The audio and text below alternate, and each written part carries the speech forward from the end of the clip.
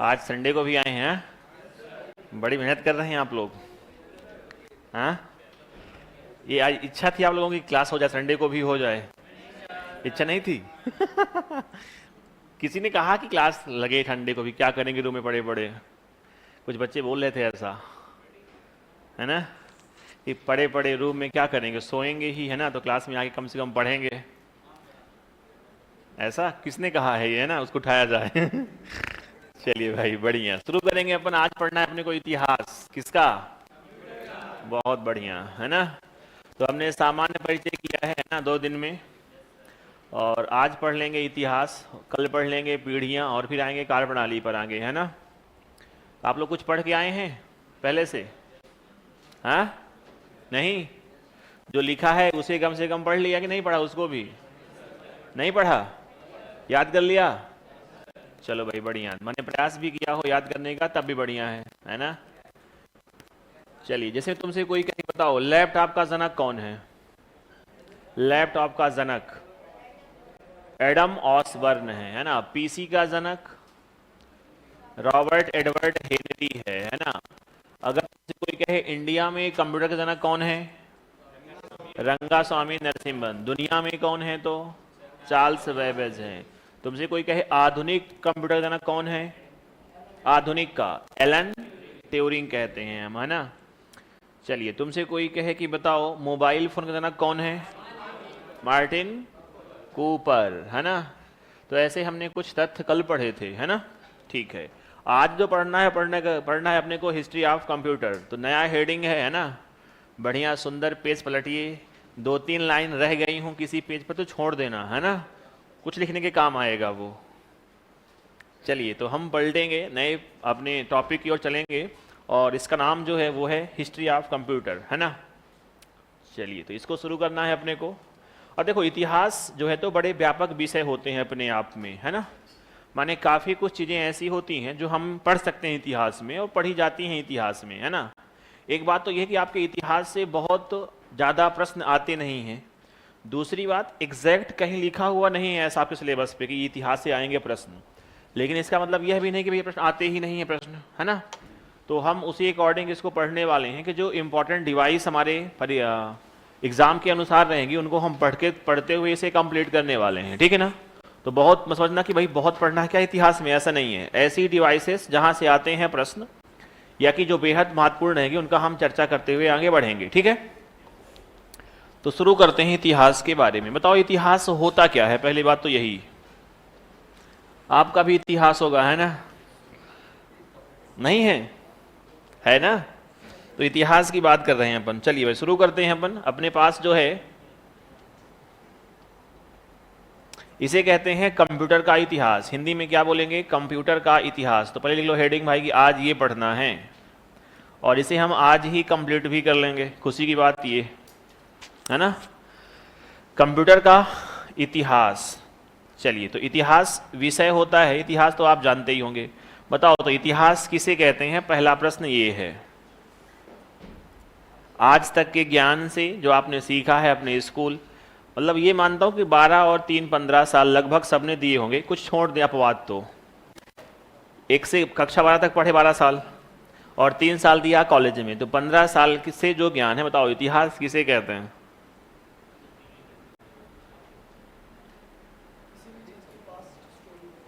बहुत बढ़िया, बाकी लोग भी बोलें कुछ।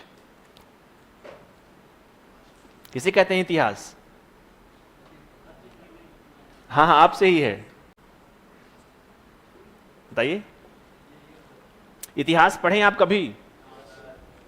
इतिहास हमें ये सिखाता है कि जैसे हम आज ऐसे हैं, हम ऐसे नहीं थे, हम बंदर थे पहले, पता है ना तुम्हें। इंसान पहले क्या था? बंदर। फिर हमारा विकास हुआ धीरे धीरे धीरे धीरे धीरे धीरे, और हम आज क्या बन चुके हैं? बहुत बढ़िया। ऐसे सिंपल सा अगर कहें बहुत बेसिक अर्थ में, तो इतिहास मतलब जो वस्तु हम आज जिस रूप में देखते हैं, आज से चले अगर हम टाइम लाइन पर जाएं पीछे, तो ये ऐसी ही नहीं थी। जैसे मैंने कहा कि पोडियम आपको दिखते हैं इस रूप पे, इसका भी एक इतिहास होगा, ये पहले कैसे हुआ करते थे, है ना। इसी को कहते हैं इतिहास, कि जिस वस्तु को या व्यक्ति को आप देखते हैं आज, आवश्यक नहीं है कि ये इसी रूप पे हमेशा रहा हो। और ये सत्य है कि जिस भी चीज को हम देखते हैं ये इसी रूप पे कभी रही नहीं होगी, इसका रूप कुछ और रहा होगा, भिन्न रहा होगा, और हम आज से चलेंगे पीछे। तो टाइम लाइन पर अगर हम वर्तमान से जाएंगे पीछे, उसे कहते हैं इतिहास। इतिहास माने ऐसी घटनाएं जो पहले हो चुकी हैं, उसे कहते हैं अपन इतिहास, है ना। बीते हुए समय में घटित घटनाएं, जैसा कि भाई साहब ने कहा है यहाँ, है ना, तो इतिहास कहते हैं। तो इसका मतलब ये हुआ कि कंप्यूटर को आप जिस रूप में देखते हैं आज, ये ऐसा ही नहीं रहा। तो कैसा था, यही पढ़ना है हमें। इसे ही कहते हैं क्या हम, इतिहास। ठीक है, आपने जीवन में जब भी इतिहास को पढ़ा होगा तो हम पढ़ते हैं टाइम लाइन से, है ना। बचपन में तुम्हें याद होगा कि स्कूल में हम पढ़ते थे क्या, टाइम लाइन। हमारे पास ये समय रेखा है, हालांकि समय होता है गोला, है ना। भारतीय व्यवस्था में समय का क्या होता है, चक्र, लेकिन हम यहाँ लाइन बना रहे हैं, कोई बात नहीं, है ना। हमने कहा कि टाइम लाइन में हमारे पास एक बिंदु होता है, इसे कहते हैं वर्तमान। ये क्या है, ये है वर्तमान, जहां आप जी रहे हैं आज। अगर हम जाएं इससे पीछे, आवाज सही करो, आवाज सही नहीं है। हमने कहा कि ये आज है आपका, ये आपका क्या है, वर्तमान, और वर्तमान से जाएंगे हम पीछे तो क्या मिलेगा, इतिहास, पास्ट। और ऐसे चलें अगर हम आगे चलें तो क्या मिलेगा यहाँ हमें, फ्यूचर। इसका मतलब ये हुआ कि हमारे कंप्यूटर जैसे आज हैं, उससे एक तो यात्रा करेंगे पीछे की और एक करेंगे आगे की। मतलब भविष्य में भी हमारे पास कुछ नए कंप्यूटर्स आएंगे जिनसे रूप क्या होगा, इनका चेंज हो जाएगा। जैसे आपने कभी नाम सुना हो क्वांटम कंप्यूटर का, सुना किसी ने नाम, क्वांटम कंप्यूटर, ये भविष्य का कंप्यूटर है। या आपने नाम सुना हो बायो कंप्यूटर का, सुना किसी ने नाम, बायो कंप्यूटर। तो ये जो क्वांटम है, या मैं कहूं बायो, या मैं कहूं केमिकल कंप्यूटर, ये आने वाले कंप्यूटर हैं, इन्हें कहते हैं फ्यूचर के कंप्यूटर। और हमारे पास जो आज है, जिन्हें हम बोलते हैं माइक्रो कंप्यूटर, जिसे हम बोलते हैं स्मार्टफोन, वो हम आज पे हैं। आज से पहले जो टाइम लाइन पर मिलेगी आपको सबसे पहले, इसे कहते हैं हम क्या, ये कहेंगे अपन अबेकस। क्या कहेंगे, अबेकस। तो अबेकस से लेकर के हमारे पास जो स्मार्टफोन तक की यात्रा है, यहां हमारे पास क्या है, स्मार्टफोन है। स्मार्टफोन तक मतलब हमारे पास ये आज का सबसे आधुनिक हमारे पास रूप है कंप्यूटर का, है ना। यहां तक की यात्रा हमें पढ़नी है, आगे हम नहीं जाने वाले हैं फ्यूचर पर। क्वांटम मान लो तुमसे कभी आए तो इसका थोड़ी सी पर चलेंगे, है ना, ठीक है, इतना पढ़ना है। तो मतलब एक हमारे पास टाइम लाइन है कि अबेकस से लेकर के कहां तक आना है, स्मार्टफोन तक आना है। आगे हम नहीं जाने वाले हैं क्योंकि ये भविष्य के कंप्यूटर हैं, और भविष्य के गर्त में क्या छुपा है पता नहीं हमें, लेकिन नाम मिलते हैं इनके। तो क्वांटम की चर्चा करेंगे थोड़ी सी। चलिए, हमने कहा कि हमारे पास जो पहली मिलती है डिवाइस, इसका नाम क्या है, अबेकस। और अबेकस क्या है, यहां से हम पढ़ना शुरू करेंगे। अर्थात आज हम खड़े हैं कहां, हम खड़े हैं सन 2024 पर चलेंगे, है ना। इसके पीछे अगर आप जाओगे तो मिलती है हमें टाइम लाइन, और टाइम लाइन में हम चलें अगर पीछे तो हमारे पास सन आएगा एक जीरो। क्या आएगा, जीरो। और जीरो के पहले का जो सन होता है इसे कहते हैं अपन क्या, बीसी, बिफोर क्राइस्ट। आजकल इसका नाम चेंज हुआ, आपको पता है, बीसी को अब बीसी नहीं कहते, अब कहते हैं बीसीई, बिफोर कॉमन एरा, है ना। हालांकि बात वही है, लेकिन नाम बस चेंज हो गया इसका। बीसी क्या बोलते हैं आजकल, बीसीई। जैसे एडी क्या बोलते हैं आजकल, सीई, कॉमन एरा। तो हम खड़े हैं कहां, सन 2024 कॉमन एरा पर, ठीक है। इसके बात करें पीछे तो हमारे पास सबसे पीछे जो मिलती है मिलती है अबेकस। हम ऐसा मानते हैं कि लगभग आज से 3000 बीसी, या कहीं कहीं मिला है 300 बीसी। देखो अब ये बीसीई जो है डेट ना, यहाँ डेट के पीछे मत भागना। जितने ऑथर्स हैं, जितनी किताबें हैं, उतने फैक्ट हैं। तो यहां परीक्षा से कुछ आएंगे प्रश्न, उसके अकॉर्डिंग हम आंसर को अपने मान लेते हैं। एग्जैक्ट कह पाना बड़ा मुश्किल है। मेरी बात आपको आ रही समझ में, मैं क्या कह रहा हूं यहां, इतिहास की कालक्रम में।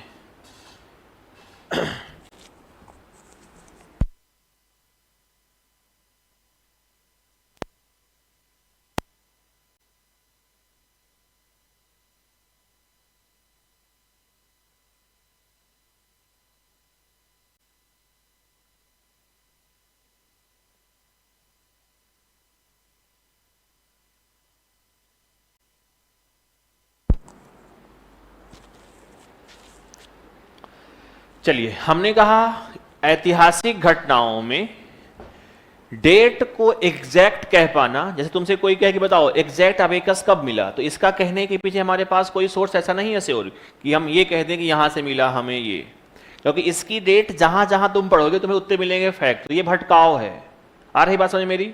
तो भटकाव से बचना है, हमें भिड़ना नहीं है, पहाड़ से भिड़ेंगे नहीं। जैसे नदियां मार्ग चेंज कर देती ना, कि मान लो नदी के मार्ग में क्या ना जाए, पहाड़ आ जाए, तो नदियां पहाड़ से लड़ती नहीं है, क्या करेंगी, अपना रास्ता मोड़ लेती हैं। हमें भी सेम तरीका अपनाना है कि जब भी कहीं उलझन होगा तो हम जाएंगे कहां, ऐसे प्रश्नों के शरण पर जहां प्रश्न पहले आए गए थे और क्या हमारे पास आंसर आया था। आ रही बात समझ में?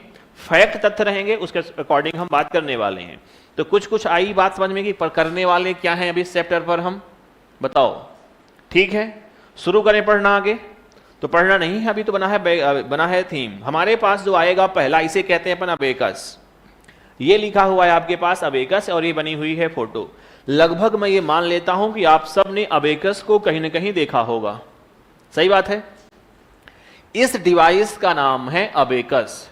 अबेकस दुनिया का पहली ऐसी डिवाइस है जिसकी सहायता से मनुष्य ने अपना गणना करने वाले कार्यों करना शुरू किया था। मतलब हम अपने जोड़, घटाना, गुणा, भाग, ये जो कार्य होते थे, हम ये कार्य किसी यंत्र के माध्यम से, किसी डिवाइस के माध्यम से पहली बार जो करना शुरू किए थे वो कहां से किए थे? अबेकस से। तो सुनेंगे हम अबेकस के बारे में। ओके, तो देखना है अबेकस के तथ्य। अब देखो ऐतिहासिक चीजों में क्या है, तथ्य बहुत सारे हैं, तथ्य ही रखना है आपको याद। इसलिए इतिहास बड़ा बोरिंग है ना। कहानियां इतिहास में पढ़ते हैं अपन अपने इतिहास में कि युद्ध हुआ भाई, इसने उसकी मुंडी उड़ा दी, उसने उसकी मुंडी उड़ा दी। यहां ऐसा नहीं, यहां फैक्ट है, तथ्य हैं, याद हो काम चल जाएगा अपना। शुरू करें लिखना। तो हमारे पास इतिहास में हमारे पास आएगी पहले डिवाइस और नाम इसका क्या मिलेगा हमें? अबेकस। आप सबने देखा होगा ऐसी एक होती है डिवाइस, इसे कहते हैं अबेकस। अबेकस का एक नाम भी होता है, नाम लिखा हुआ है, ये देख लेना एक बार, है ना। क्या लिखा हुआ है? तो abundant bits addition and calculation utility system हमारे पास इसका है ये फुल फॉर्म। कई बार एक आध बार परीक्षा में सेंटर किसी एग्जाम पर प्रश्न आया हुआ है कि इसका फुल फॉर्म क्या होता है। इसके बाद देखने को नहीं मिला है, एक आध बार ही मिला हुआ है प्रश्न। तो परेशान बहुत होना कि फुल फॉर्म याद करना पड़ेगा। क्या हो जाए तो बढ़िया है, ना होता कोई बहुत विशेष दिक्कत है नहीं। अब देखना, तुमसे कोई कहे कि अबेकस का विकास कब हुआ, तो हम रखेंगे याद कि आज से लगभग 3000 BCE, मतलब लगभग आज से अगर कहें तो हम 5000 साल पहले की बात करते हैं। कहीं कहीं मिलता है 300 BCE और कहीं मिलता है 3000 BC। इसके पीछे हमें भागने की आवश्यकता नहीं है। ठीक है, अब देखना अबेकस जो शब्द है ये बना हुआ है अबैक्स से। तुमसे कोई कहे कि अबेकस शब्द की उत्पत्ति किससे हुई है, तो अबेकस शब्द की उत्पत्ति हुई है अबैक्स से। किससे हुई है? अबैक्स। तो ABAX अबैक्स से बना हुआ है। अबैक्स जो शब्द है ये है ग्रीक भाषा का। कौन सी भाषा का है? ग्रीक भाषा का है। और इसका अर्थ होता है टेबुलर फॉर्म। इसका अर्थ क्या होता है? तो टेबुलर। टेबुलर माने टेबल के आकार का। देख लेना भैया, लग रहा है कि टेबल है, तो इसका अर्थ ही क्या होता है? टेबुलर फॉर्म होता है। इसमें होता क्या है? इसमें कुछ एक फ्रेम होता है, लकड़ी का सिंपल पहले था, आजकल सबका आता है, प्लास्टिक का, लोहे का, है ना, जैसा लेना हो। और इसमें लगी हुई है मोतियां, और मोतियों को हम करते हैं मूवमेंट, कभी आगे करेंगे कभी करते हैं पीछे। और इस आधार पर इसमें क्या करते हैं अपन? गणना करने का काम करते हैं, है ना। और खास बात यह है कि अबेकस का इस्तेमाल आज भी होता है। आपने कभी देखा हो, देखा किसी ने इसका यूज आज भी होते हुए, है ना, यूसी मॉस में, है ना। आप एक संस्था है यूसी मॉस बच्चों वाली, वो अगर आपने कभी देखा हो बच्चों को ऐसे करते करते, देखा किसी ने? ऐसे करते रहते हैं बच्चे वो, तो वो यही है। तो इसकी सहायता से गुणा भाग यानी कि हम कह सकते हैं क्या, कैलकुलेशन का कार्य आज भी होता है। तो खास बात यह कि भले प्राचीन डिवाइस है लेकिन इसका इस्तेमाल आज भी हम कर रहे हैं। सो ये इंपॉर्टेंट हमारे लिए हो जाती है। ठीक है, तो अबेकस शब्द किससे बना हुआ है? अबैक्स से। अबैक्स कौन सी भाषा का है? ग्रीक भाषा का। इसका अर्थ क्या होता है? Tabular form. इसका अर्थ क्या होगा हिंदी में कहें तो टेबल के आकार का कह देंगे, टेबल के आकार का। तो यहाँ एक फ्रेम है जो लगता है क्या है कि टेबल के आकार का है। लग रहा कि नहीं लग रहा? लग रहा। इसमें लगी होती हैं मोतियां और इनके मूवमेंट से हम क्या करेंगे? गणना करने का कार्य करते हैं। तो तथ्य है ये, आगे चलेंगे हम। अबेकस से जो प्रश्न आया है हर बार, वो कहता है कि दुनिया का पहला गणना यंत्र किसे कहते हैं? दुनिया का पहला गणना यंत्र किसे कहेंगे? अबेकस को। यह प्रश्न बार बार आया है, अबेकस से अगर प्रश्न आया है तो यही आया है हर बार कि बताइए दुनिया का पहला गणना यंत्र किसे कहते हैं? अबेकस को बोलते हैं। तो यही लिखेंगे हम, दुनिया का प्रथम गणना यंत्र, दुनिया का प्रथम गणना यंत्र। देखो पहला है ना, पहला यंत्र है और पहली चीजें होती हैं इंपॉर्टेंट। जीवन जब भी पहला पहला कुछ हो वो क्या होता है? खास है, और वहां हमें चीजें याद रखनी पड़ती हैं। जैसे आपकी पहली स्कूल आपको याद होगी, याद है कि नहीं है? भूल गए? याद है कुछ? हाँ, दुनिया का पहला गणना यंत्र किसे कहते हैं? अबेकस को कहते हैं। ठीक है। दूसरी बात, अबेकस का विकास कहां हुआ? ब्रिटेन। देखो जैसे आपने कभी यह सुना हो कि एक समय था जब हमने कहा कि शून्य का आविष्कार कहां हुआ? कहां हुआ शून्य का आविष्कार? भारत में हुआ, है ना। अपने पास ले दे के यही एक है ना, जिसका हम बखान करते रहते समय समय पर कि शून्य को हमने बनाया है भाई, है ना। खैर, लेकिन एक समय था जब शून्य के आविष्कार पर विवाद था। दुनिया भर के जो देश हैं ना वो दावा पेश कर रहे थे कि शून्य को हमने बनाया, हमने बनाया। और बेसिकली अबेकस के साथ भी यही है। जितनी किताब पढ़ोगे आपको अलग अलग फैक्ट मिल सकते हैं कि यहां विकास हुआ, यहां विकास हुआ, यहां विकास हुआ। लेकिन आज जो सर्वाधिक मान्य तथ्य है वो कहता है कि अबेकस का विकास हुआ है चीन में। कहां हुआ है? चीन में हुआ है। तो हम ये मान लेंगे कि इसका विकास कहां हुआ है? चीन में विकसित हुआ है, चीन में विकसित। हालांकि ऐसी डिवाइसेस दुनिया के अलग अलग देशों में थी, विवाद था, लेकिन आज जो सर्वाधिक तथ्य मान्य है वो यही कहता है कि इसका विकास कहां हुआ है? चीन में हुआ है, हम मान लेंगे। अगर तुमसे कोई कहे व्यक्ति कौन है, तो व्यक्ति है ली काई चेन। क्या नाम इसका है? ली काई चेन। तो इसके नाम से भी लगता है हमें कि कहां का है ये? चीन का ही होगा, है ना, नाम देख करके भी। खैर, देखना तुमसे कोई ये कह दे कि जो हमारे पास अबेकस है ये डिवाइस दुनिया की पहली गणना यंत्र तो है, ठीक है, लेकिन इसको हम एक नाम और देते हैं, इसे हम कहते हैं दुनिया का पहला मैकेनिकल कैलकुलेटर। एक प्रश्न आया कि बताइए दुनिया का फर्स्ट मैकेनिकल कैलकुलेटर किसे कहते हैं? Mechanical calculator. तो ये हमारे पास उत्तर क्या होता है? ये होगा अबेकस। देखो मैकेनिकल के पीछे सिंपल कॉन्सेप्ट ये है कि ऐसी डिवाइसेस जिसमें आपको अपनी शारीरिक शक्ति का प्रयोग करना पड़े उन्हें कह देते हैं अपन क्या? मैकेनिकल। जैसे हमने कहा था साइकिल, तो साइकिल डिवाइस कैसी मशीन है? मैकेनिकल मशीन है, क्योंकि साइकिल चलेगी किसके सहारे? तुम्हारे शरीर की क्षमता के सहारे, है ना। तो ऐसे ही यहां भी हमारे पास ये मोती हैं और इनको हम मूव करेंगे तो हमारी शारीरिक शक्ति क्या होता है? लगेगी। तो हमने क्या कह दिया इसको कि ये क्या है? ये है मैकेनिकल। तो ये जो युग है ये कैसा युग है? ये मैकेनिकल युग रहता है, ये भी आपको पता होना चाहिए। ठीक है। अगला प्रश्न, तुमसे कोई कहे कि अबेकस का सबसे पहली बार यूज किन व्यक्तियों ने किया? तो हम ऐसा मानते हैं, तथ्य ये कहते हैं कि इस मशीन का या इस डिवाइस का जो पहली बार यूज किया गया था वो अंधे व्यक्तियों द्वारा। किसके द्वारा? अंधे व्यक्तियों द्वारा। तुमसे कोई कहे कि पहली बार प्रयोग किसने किया, तो मैं लिखता हूं कि पहली बार प्रयोग ब्लाइंड पर्सन ने किया। प्रयोग अंधे व्यक्तियों द्वारा किया गया, अंधे व्यक्तियों द्वारा किया गया। तो हम ऐसी उम्मीद लगाते हैं कि ये व्यक्ति जिसने बनाया है ये भी कैसा रहा होगा? ब्लाइंड ही रहा होगा। लेकिन ये लिखा हुआ कहीं नहीं, अंदाजा है एक अपना, है ना। पहली बार प्रयोग किसने किया है? अंधे व्यक्तियों ने किया। तो ये तथ्य भी रखना है आपको ध्यान, है ना। फिर एक ऐसी ही डिवाइस होती है जापान में, अबेकस जैसी दिखने वाली डिवाइसेस कहाँ मिली हमें?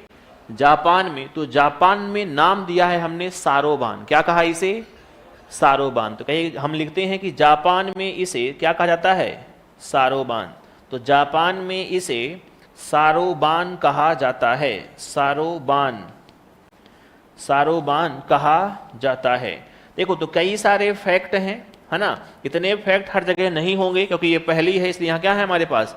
बहुत सारे फैक्ट। तो छापिए एक बार, कुछ डाउट लगे तो पूछ लीजिएगा, फिर अपन पढ़ेंगे आगे। हाँ, समझाने के बाद लिखने का मिलता है टाइम, है ना। शहादत जी, चाइना में, बहुत बढ़िया।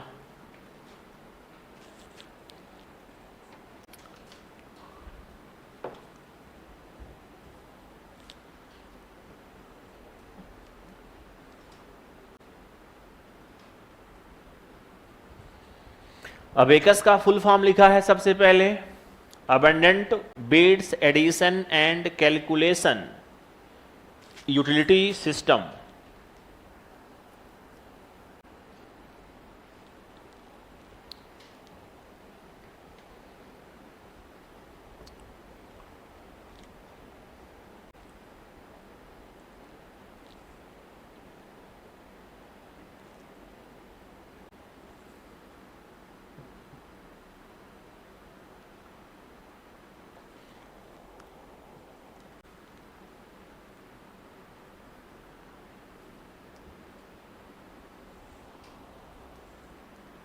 महेंद्र तुम वेट करना थोड़ी सी, है ना, बात करेंगे उस पर भी अभी हम।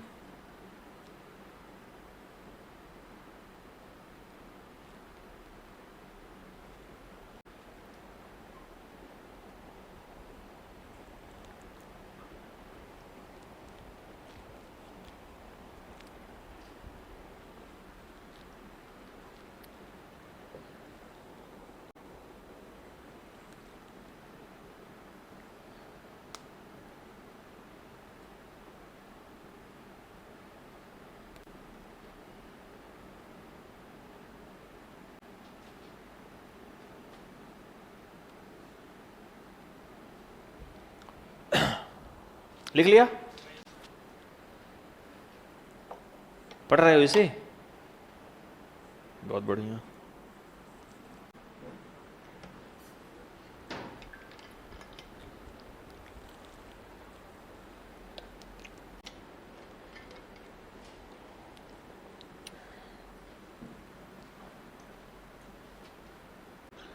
हमें नहीं पता शारदा जी, हमें ये पता होता है कि कौन सी क्लास, जैसे टाइम टेबल आपके पास आता है सेम मेरे पास भी आता है कि कल ये वाली क्लासेस हैं, है ना।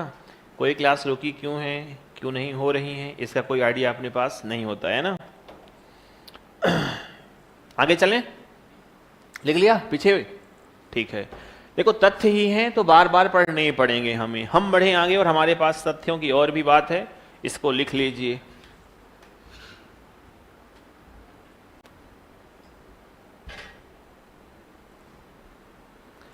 जनरेशन, कंप्यूटर ऑफ जनरेशन पढ़ाओ। एक तो उल्टा लिख दिए हो तुम अशोक, है ना, है ना। फुल फॉर्म की हिंदी हम नहीं पढ़ेंगे बच्चों, तो कोई ये मत कहना कि फुल फॉर्म की हिंदी बताइए।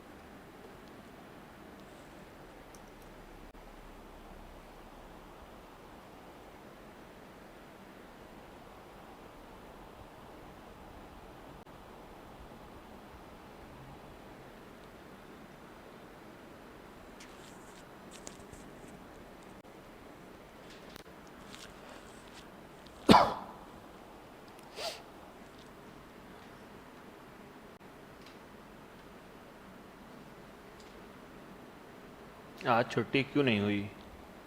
नहीं पता भाई, क्यों नहीं छुट्टी हुई।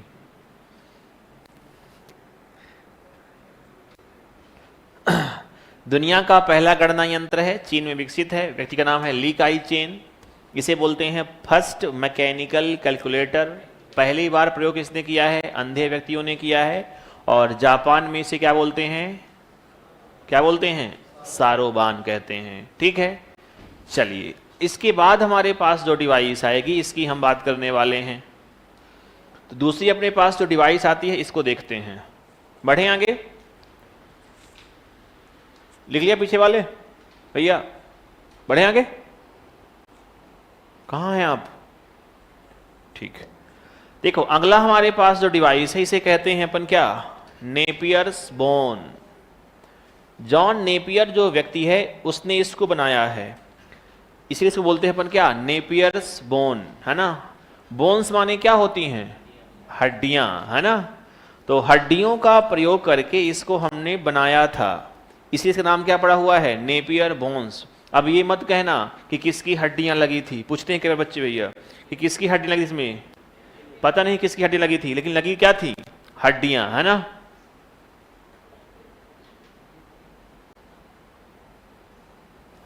ये नहीं पता भाई कि क्या प्रयोग किया। देखो जो ये कह रहे हैं ऑनलाइन वालों कि अंधे व्यक्तियों ने प्रयोग करके क्या किया, तो क्या कर सकते हैं इससे, बस चलिए नेपियर बोन्स इसे बोलते हैं अपन क्या, नेपियर बोन्स, नेपियर्स बोन्स। इस डिवाइस का नाम है नेपियर बोन्स। इसका विकास किसने किया है, जनक कहेंगे, जनक है नेपियर बोन्स, जॉन नेपियर्स। व्यक्ति का नाम क्या है, जॉन नेपियर। जॉन नेपियर व्यक्ति है और यह व्यक्ति बहुत इंपॉर्टेंट है। आपने कभी मैथमेटिक्स में पढ़ा हो, लघुगणक पढ़ा है, लॉग ए धन लॉग बी धन लॉग सी पढ़ा है, याद आया। उसका जो विकास है वो इसी ने किया है। तो ये बहुत प्रसिद्ध व्यक्ति है, फ्रांस का है ये, है ना। और इसने क्या विकास किया है, तो लघुगणक का विकास किया है। किसका विकास किया इसने, लघुगणक का विकास किया है। तो एक पॉइंट आता है कई बार कि बताइए लॉग का खोज किसने की, लॉग की खोज या लघुगणक की खोज किसने की, तो हम क्या बोलते हैं, जॉन नेपियर ने।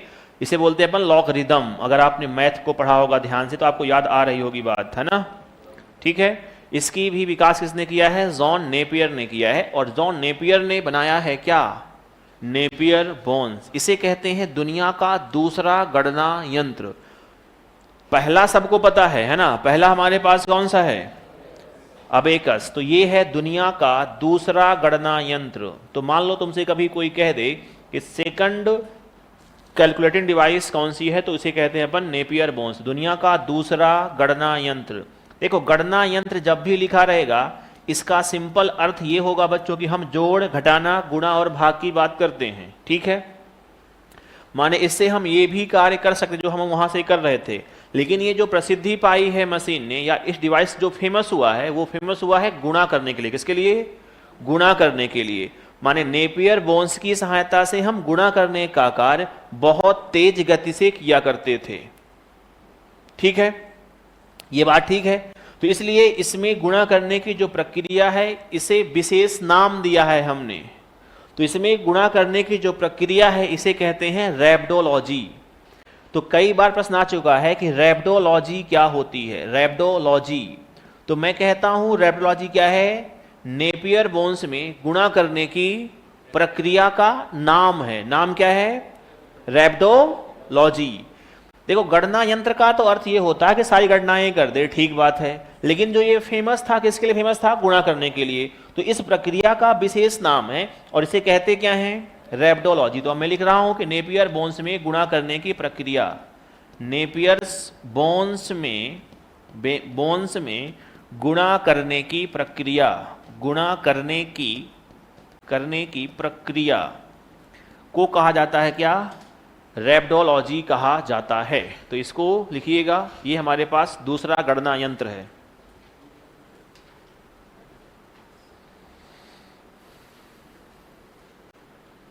Thank you. जिनको भी आ रहा समझ में है ना, बढ़िया लग रहा कि ठीक पढ़ रहे हैं हम, तो ठीक है, उन सभी का शुक्रिया।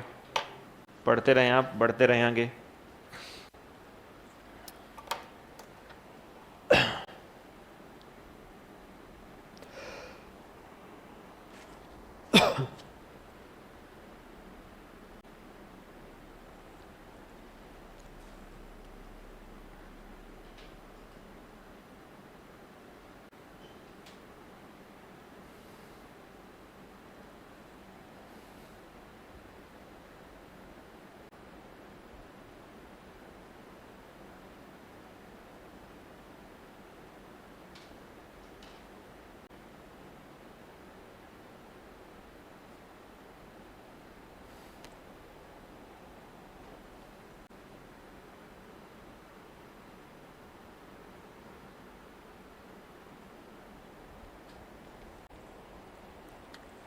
1617 मिलता है। इसके आविष्कार की जो डेट पूछ रहे हैं ना, ये डेट मिलती है 1617। अब दिक्कत क्या है ना, दिक्कत है कि कहीं तुम पढ़ लो 1616 या पढ़ लो 1618 पढ़ लो, तो 1-2 साल की आगे पीछे कहानी चलती रहती है। एग्जैक्ट डेट देखोगे तो अधिकांश किताबों में क्या डेट इसकी है, 1617 में क्या किया गया था, इसका आविष्कार किया गया था। ठीक है, हाँ ये 17 का है, ये एडी है ना, सीई वाला है, बीसी नहीं, सिर्फ सीई है, कॉमन एरा।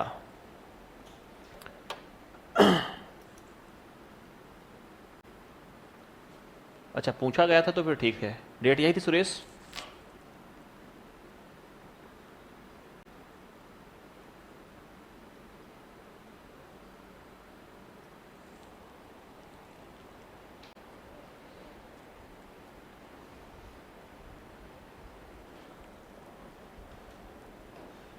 मैं वही कह रहा हूं कि भैया डेट में ऐतिहासिक चीजों में बहुत दिक्कत है। अलग अलग किताबें अलग अलग डेट मान लेती हैं, है ना। अब जैसे अधिकांश जगह की जो मिलता है, इसकी डेट क्या मिलती है, अपने को मिलती है 1617 के आसपास इसका विकास हुआ था, है ना। लेकिन ये प्रश्न एक बता रहे हैं भैया ऑनलाइन पर कि ये प्रश्न आया हुआ था कहाँ, राजस्थान पुलिस पर, और डेट इसकी क्या है, 1614 है। तो अगर आप भी देखें हो प्रश्न, आप जो बैठे हुए बच्चे यहाँ हैं हमारे साथ, देखा किसी ने प्रश्न की कब आया था, ये पूछा है प्रश्न इसने, क्या ये प्रश्न आया था, कोई ने देखा किसी ने। देखो एक ऑनलाइन बता रहे हैं भैया कि प्रश्न आया हुआ है कहाँ, राजस्थान कांस्टेबल पर, और वहाँ डेट जो है वो इतनी मिली है कि क्या लिखा हुआ है, 1614 लिखा हुआ है।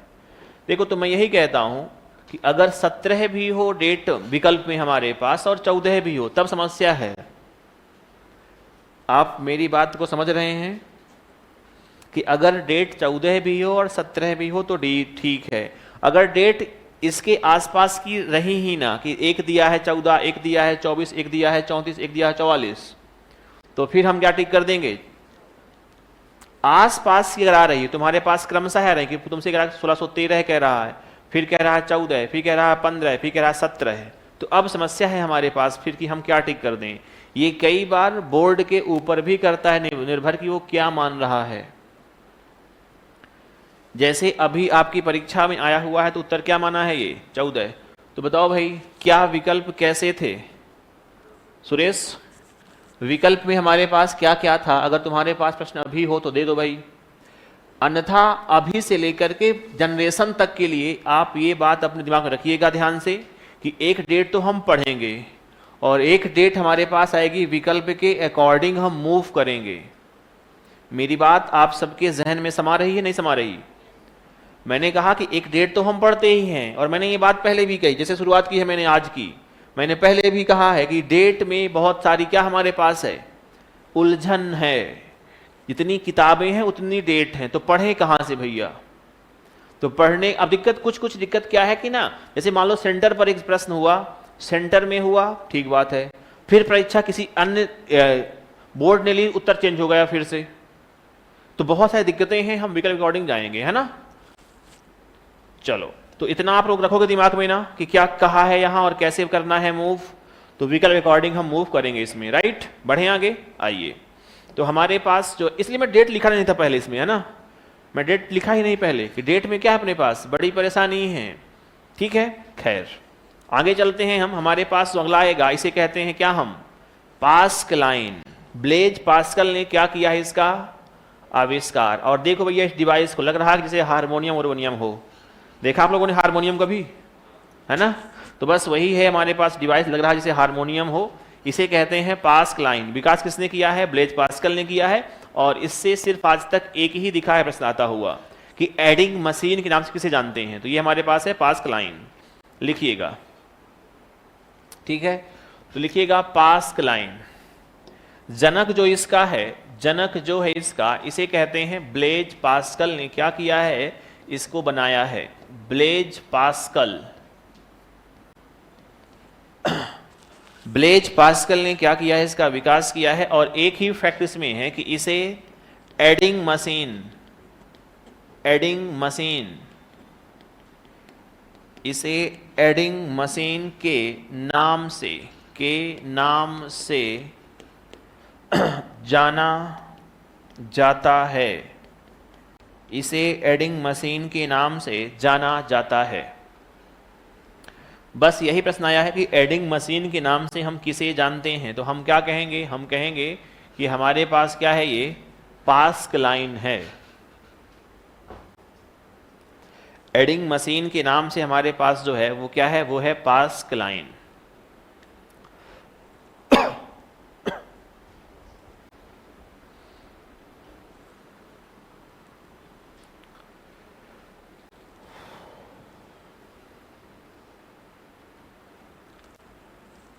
डेट रेगुलर रही है तो फिर समस्या है बेटा, है ना सुरेश। बोर्ड को ऐसा करना चाहिए है ना ऐसी चीज़ों पर कि एग्जैक्ट डेटा तुम्हारे पास हो तो फिर बता दो भाई, तो है ना।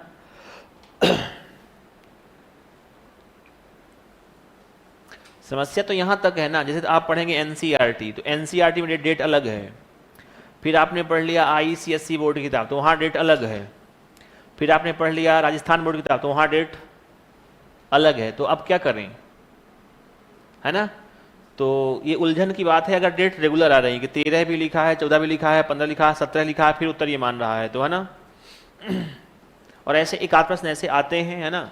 तो यहाँ हम भिड़ेंगे नहीं, तरीका अपने पास वही है। हाँ देखो, कहीं कहीं आपने ये पढ़ा हो कि पास्कल लाइन को हम क्या बोलते हैं, फर्स्ट मैकेनिकल कैलकुलेटर। ये विकल्प के अकॉर्डिंग हम मूव करेंगे। यहाँ भी एक फैक्ट हमारे पास, जैसे हमने लिखा है अभी, अबेकस दुनिया, इसे क्या बोला हमने, फर्स्ट मैकेनिकल कैलकुलेटर। तो अगर विकल्प में अबेकस है तो अबेकस टिक करेंगे। अगर टिक अबेकस हमारा विकल्प में है ही नहीं तो फिर हम किसे कहते हैं, पास्क लाइन को बोलते हैं दुनिया का पहला मैकेनिकल कैलकुलेटर। ये बात आपके जहन में जा रही है कि विकल्प अगर नहीं है अबेकस का, और प्रश्न यही हमारे पास आया हुआ है कि फर्स्ट मैकेनिकल कैलकुलेटर कौन सा है, तो हम फिर टिक क्या करते हैं, पास्क लाइन। ये बात आपकी आ रही समझ, मेरी बात मैं क्या कह रहा हूं आपसे कि विकल्प के अकॉर्डिंग हम कई बार मूव करते हैं। और ये प्रश्न जो आपका आया हुआ है रेलवे एनटीपीसी का प्रश्न है। रेलवे एनटीपीसी जो लास्ट प्रश्न हुआ है वहां पूछा उसने कि पहला मैकेनिकल कैलकुलेटर, और उसका आंसर क्या है, अबेकस है। तो विकल्प में पास्क लाइन नहीं है, दोनों कभी नहीं आते। दोनों आए तो हम क्या टिक करेंगे, अबेकस ही फिर टिक करेंगे, क्योंकि पहले हमारे पास क्या आया है, अबेकस आया है। तो ऐसे प्रश्नों पर हमें स्वविवेक से काम लेना होता है। आप लोग थोड़ी समझने का प्रयास करिएगा कि यहाँ चल क्या रही है कहानी, ठीक है। आगे बढ़ें। चलिए, इसके बाद हमारे पास आएगा आगे, इसे कहते हैं जैक्वार्ड लूम। ऐसी मशीन आपने कभी न कभी देखी होगी, देखा है किसी ने ऐसी मशीन, नहीं देखा, कभी देखा हो, कभी घूमने गए हो, कहीं राजस्थान में कहीं घूमने गए हो आप और आपको मिली हो मशीन ऐसी, नहीं गए हो, किसी ने देखा इस मशीन को कहीं, किसी ने कहाँ देखा है, नहीं देखा। जैसे जहां बनती हैं हाथ से साड़ियां, बनती हैं आपके यहां कहीं हाथ से साड़ियां, कहां बनती हैं बताओ, हाथ से बनते हैं कपड़े, देखा है कभी। आप जब भी देखोगे तो आपके पास रहेगी एक ऐसी मशीन रहेगी, जैक्वार्ड लूम। लूम माने होता ही है भैया कपड़ों की बुनाई। जैसे आपने सुना हो ना हैंडलूम, सुना है कभी, एक शब्द है हमारे पास हैंडलूम, नेशनल हैंडलूम। इसका मतलब क्या है कि हाथ से बनी हुई रखी हुई डिवाइसेस वहां, ये हैंडलूम तो आपने सुना ही होगा शब्द वाला। तो ये है जैक्वार्ड लूम। और लूम माने क्या कि यहां हम कपड़ों की बुनाई कर रहे हैं, और कैसे, तो हाथ से। तो इसको पढ़ क्यों नहीं, इसकी बात हम करने वाले हैं, सुनना ध्यान से। देखो, ये व्यक्ति जो बैठा हुआ है ये है जोसेफ मैरी, और ये है फ्रांस का व्यक्ति, और जाति से था जुलाहा। क्या था ये, जुलाहा। आप जानते हो जुलाहा क्या करते हैं, क्या करते थे ऐसा कह दीजिए। जाति से क्या था ये, जुलाहा, और जुलाहे क्या करते हैं, कपड़े बुनने का कार्य किया करते थे। तो इसने अपने काम को आसान करने के लिए बनाई है एक मशीन, और इसे कहते क्या हैं हम, जैक्वार्ड लूम कहते हैं।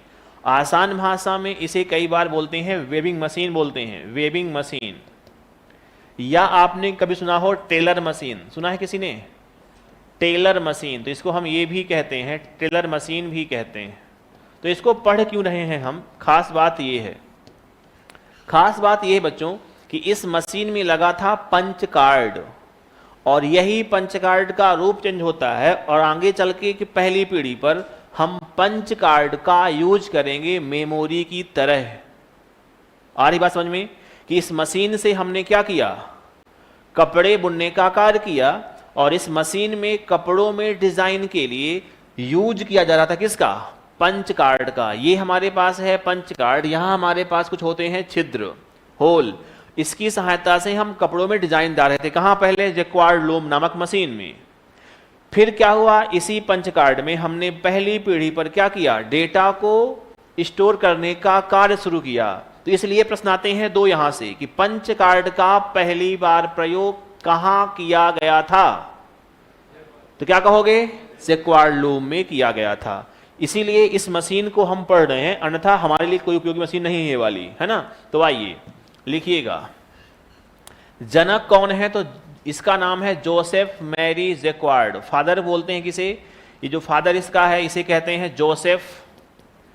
फिर हमारे पास है मैरी और हमारे पास जैक्वार्ड। तो जोसेफ मैरी जैक्वार्ड को इसका जनक कहा जाता है।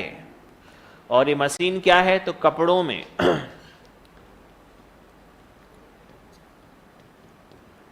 यह कपड़ों की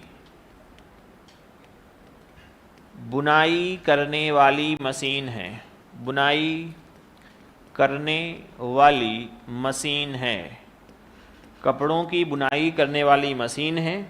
और इसमें होता क्या है, तो इसमें पंच कार्ड का उपयोग करके,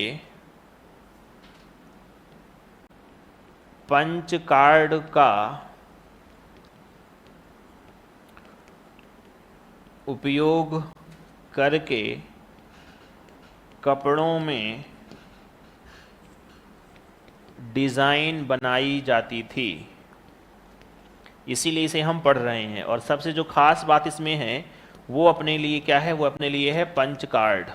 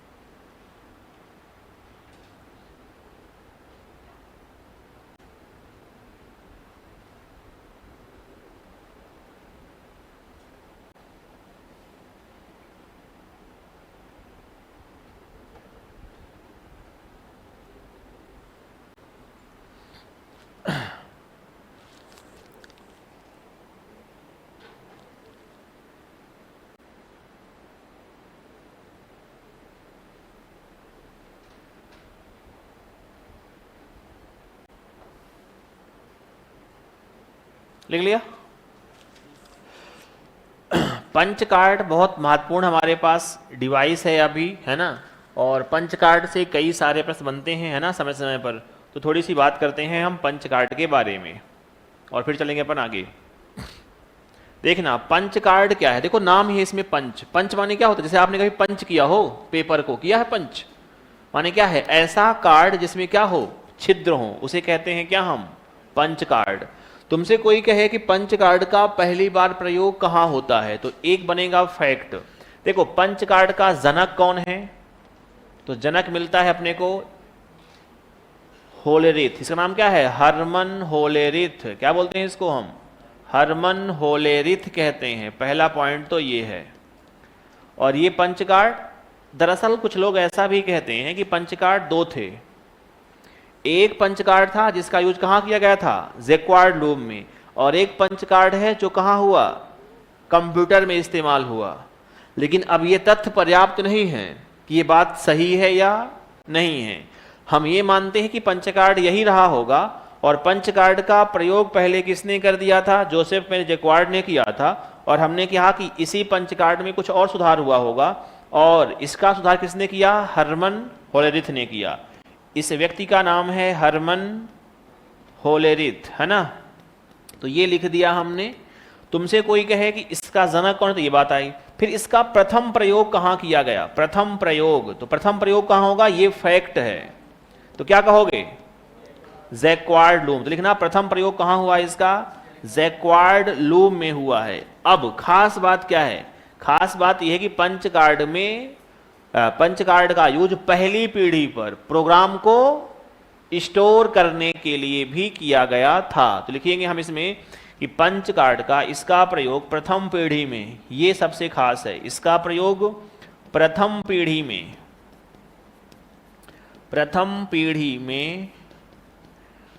पीढ़ी में डेटा को स्टोर करने में किया गया। डेटा को स्टोर करने में किया गया, स्टोर करने में किया गया।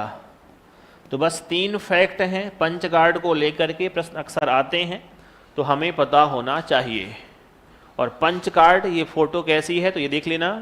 पंच कार्ड बने हुए हैं, छिद्र छिद्र होते हैं, और यहां से ही डिजाइन बन रही थी, ऐसा मानते हैं।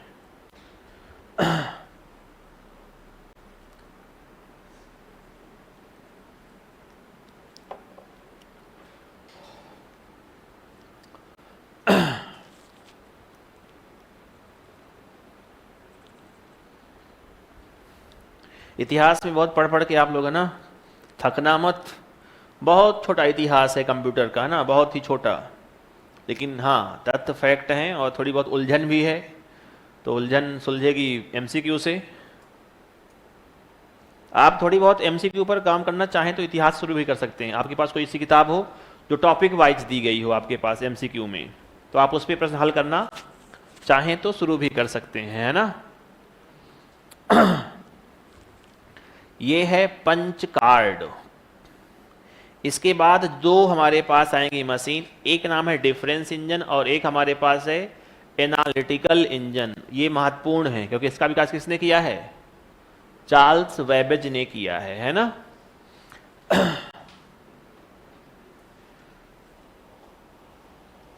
(1890) के आसपास हम मानते हैं, है ना। किसी ने तुमसे कोई कहे कि कब बना पंच कार्ड, तो क्या कहोगे? 1890 लिख लो।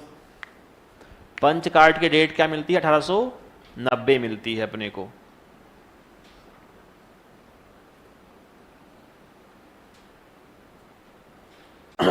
बढ़े आगे, लिख लिया? अरे बोल दो भाई। हाँ देखो अभी तक क्या पढ़ा, एक बार देखते हैं। इसके बाद हमारे पास 2 इंजन है, एक है डिफरेंस इंजन और एक हमारे पास है एनालिटिकल इंजन। ये दोनों बहुत खास हैं, बहुत महत्वपूर्ण है ना। लेकिन एक बार कहते हैं रिवीजन यहां तक हम, है ना। आपके दिमाग में चीजें कितनी हैं? देखो पहला हमारे पास क्या है? अबेकस है। तो कौन कौन सी बातें रखोगे ध्यान इसमें? अबेकस में दुनिया का पहला गणना यंत्र कहां बना? चीन में। किसने बनाया? ली काई चेन ने। इसका यूज पहली बार किन व्यक्तियों ने किया? ब्लाइंड पर्सन ने किया। इसकी उत्पत्ति शब्द कौन से हुई है? ग्रीक भाषा के एबैक्स से हुई है। जापान में क्या बोलते हैं? सारोबान कहते हैं। ऐसे आते हैं फैक्ट, है ना। ठीक है, अगला हमारे पास जो आया वो क्या है? वो है नेपियर्स बोन। नेपियर बोन्स का आविष्कार किसने किया? जॉन नेपियर ने किया। ठीक है, जॉन नेपियर ने एक और काम किया है खास, लघुगणक का विकास किया है ना। और इसकी सहायता से हम क्या कर सकते हैं? सब कर सकते हैं, जोड़ घटाना गुणा। लेकिन जो फेमस है, किसके लिए फेमस है? ये गुणा करने के लिए फेमस है। गुणा करने की प्रक्रिया को बोलते क्या हैं हम? रैप्डोलॉजी बोलते हैं, और इसे कहा जाता है दुनिया का दूसरा गणना यंत्र कहते हैं। इसके बाद हमारे पास कौन सी मशीन आई? पास्क लाइन हमारे पास आई। तो पास्क लाइन का अर्थ क्या हुआ? इसे कहते हैं एडिंग मशीन। अगर प्रश्न तुम्हारे पास आता है, बताइए फर्स्ट मैकेनिकल कैलकुलेटर, आपके पास ये प्रश्न आया है फर्स्ट मैकेनिकल कैलकुलेटर, तो हम क्या कहेंगे? अबेकस कहेंगे। अबेकस नहीं है तो क्या होता है उत्तर? पास्क लाइन होता है। ये भी रखेंगे आप ध्यान। इसके बाद हमारे पास क्या आएगा? पास लाइन के बाद जैक्वार्ड लूम हमारे पास आएगा। जैक्वार्ड लूम में सिर्फ एक ही बात है कि जैक्वार्ड लूम की साथ हमने क्या किया है, पहली बार पंच कार्ड का प्रयोग जहां हुआ है उसे कहते हैं Jacquard loom. Joseph Marie Jacquard ने क्या किया है, इसका विकास किया है। और पंच कार्ड का यूज करके इसमें क्या किया गया, इसमें कपड़ों में डिजाइन दी गई। आपको यह बात पता होनी चाहिए। नेक्स्ट चलेंगे हम आगे। फिर हमारे पास आता है पंच कार्ड स्वयं। तो पंच कार्ड के बारे में पता हो आपको कुछ बातें। पंच कार्ड का पहली बार प्रयोग कहां हुआ, जैक्वार्ड लूम में, या कहते हैं टेलर मशीन, या कहीं कहीं पाओगे क्या वेविंग मशीन, है ना। तो इसके नाम अलग अलग हैं, लेकिन इसका जनक कौन है, तो जनक है हरमन होलेरिथ, है ना। और फिर इसकी जो डेट है वो है 1890। जो ये करेंगे 1887 पे हुआ है, तो अगर आपके पास 90 नहीं तो हम क्या टिक करेंगे, 87 टिक कर सकते हैं, बिल्कुल कर सकते हैं भैया, है ना। लेकिन एग्जैक्ट डेट आपके पास जो है वो कौन सी है, वो 90 ही है, जो अधिकांश जगह मानी जा रही है ना। पंच कार्ड का यूज अगली पीढ़ी पर, माने पहली पीढ़ी पर हमारे पास कहां होगा, डेटा को स्टोर करने के लिए, है ना। पंच कार्ड के माध्यम से ही हम पहली पीढ़ी में डेटा को इनपुट दिया करते थे या आउटपुट प्राप्त किया करते थे। ठीक है, ये यहां तक की कहानी है। तो कुल हमारे पास कुछ फैक्ट हैं, बस वही हमें पता होने चाहिए। आगे बढ़ें, आइए। अब हमारे पास जो होगा उसे कहते हैं हम क्या, डिफरेंस इंजन। तो ये डिफरेंस इंजन आपके पास है, इसको देखिएगा ध्यान से, इंजन है। इसके बाद जो बना उसे कहते हैं कौन सा इंजन, ये है हमारे पास, इसे कहते हैं अपन एनालिटिकल इंजन कहते हैं। तो एक डिफरेंस इंजन था, एक था हमारे पास एनालिटिकल इंजन। तो कहानी शुरू कहां से होती है, डिफरेंस इंजन से। आइए देखना, वही बात है कि कौन बनाया, तो जनक की बात आएगी सबसे पहले बात। अच्छा, सन की बात करें तो सन 1822, सन 1822 में क्या हुआ है, बनना शुरू हुआ है क्या हमारे पास, डिफरेंस इंजन शुरू हुआ है। जनक कौन है, तो हमें ये आइडिया हो, जनक है चार्ल्स वेबेज। कौन है, तो चार्ल्स वेबेज जनक है इसका, ये व्यक्ति है। और तुमसे आगे कोई कहे कि हमारे पास जो अगला है एनालिटिकल इंजन, उसका भी जनक कौन है, चार्ल्स वेबेज है। देखो, चार्ल्स वेबेज होनहार लड़का था, जैसे आप होनहार हैं, है ना। आपने पापा से कहा कि बस पापा 1 साल की बात है, मैं जा रहा हूं जोधपुर और तैयारी करने के बाद पटवारी लग जाऊंगा डायरेक्ट। और मान लीजिए भगवान ना करे कि ऐसा हो, 1-2 साल तक आपकी फंडिंग हो, है ना, और रिजल्ट कुछ ना आए, तो पापा कब तक करेंगे भैया फंडिंग, कि हाँ बेटा पढ़ता रहा। एक समय में तुम्हारी फंडिंग बंद। अब समझ गए पापा कि तुमसे कुछ हो नहीं पाएगा, तुमने सिर्फ पैचनास किया है उनका। ऐसा ही इनके साथ भी हुआ। चार्ल्स बेबेज होनहार लड़का था, इसने सरकार को दिखाए सपने कि साहब बना रहा हूं एक मशीन, और ये मशीन बनने के बाद क्रांति आ जाएगी, ये हो जाएगा, वो हो जाएगा, है ना। लेकिन हुआ जो बड़ी बड़ी बातें थी। 22 से लेकर के कहते हैं कि अगले 10 साल तक काम चलता है इस इंजन पर। चार्ल्स बेबेज ने सरकार को दिखाए सपने, वो सपने कुछ साकार होते दिख नहीं रहे सरकार को। देखो, जब भी कोई बड़े कार्य होते हैं ना, जैसे मैंने कहा कि आविष्कार में पैसा खूब खर्च होता है, और ये पैसा किसी एक व्यक्ति के पास बस की बात नहीं है कि कोई एक व्यक्ति लगा दे पैसा। इसमें फंडिंग की क्या पड़ती है, रिक्वायरमेंट पड़ती है। इसलिए आपने कभी ये सुना हो कि जिस देश में आविष्कार होते हैं, बड़ी बड़ी खोज हो रही हैं, वैज्ञानिक सोच है, वहां की सरकार एक्टिव है। आपने सुना कभी ऐसी बातें, क्योंकि पैसा लगेगा भैया सब खोज करने पे, रिसर्च करने पर पैसा खर्च होता है। और ये पैसा कौन दे सकता है, तो सरकार दे सकती है। किसी एक व्यक्ति के पास इतना पैसा होता नहीं है, वो होगा भी तो क्यों खर्च करेगा वो, है ना। तो वैसी बात यहां भी थी। 10 साल तक कुछ रिजल्ट निकला नहीं, काम सिर्फ ये इंजन वही कर रहा था जो अभी तक के इंजन कर रहे थे, है ना। तो इसकी फंडिंग रुकती है, अर्थात इसका काम बीच में ही क्या होता है, रुक जाता है। लेकिन लड़का होनहार था, जैसे आप होनहार हैं, पापा को फिर दिखाए सपने कि नहीं पापा गलती हो गई, लेकिन एक बार और प्रयास करिए आप, है ना। फिर प्रयास शुरू होता है आगे चल करके 32 के आसपास, किस पे, एनालिटिकल इंजन पर। और इससे कुछ मिलते हैं, सार्थक परिणाम मिलते हैं हमें, है ना।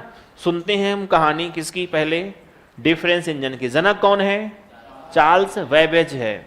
इसके इंजन का नाम क्या है, डिफरेंस इंजन नाम आता है। बनता कब शुरू होता है, ये 1822 में। इसमें खास बात ये है कि यह भाप से, क्या, भाप मतलब स्टीम, है ना, स्टीम, भाप से चलने वाला इंजन था। तो एक बात तो ये खास है कि अभी तक के इंजन भाप से चले थे। क्या चला था ये भाप से चलने वाली मशीन थी। और इसकी सहायता से हम कर क्या सकते थे, तो हम दशमलव के बाद की गणना भी कर पा रहे थे। तो एक पॉइंट रखना ध्यान इसमें आपको, मशीन थी और एक पॉइंट हमारे पास और है कि इसकी सहायता से दशमलव के 20 अंकों तक शुद्ध परिणाम प्राप्त कर सकते थे। तो ये छाप लो बस। बाद में कुछ काम विशेष इससे हुआ नहीं तो रुकेगा काम इसका बाद में, और हमारे पास आएगा एनालिटिकल इंजन।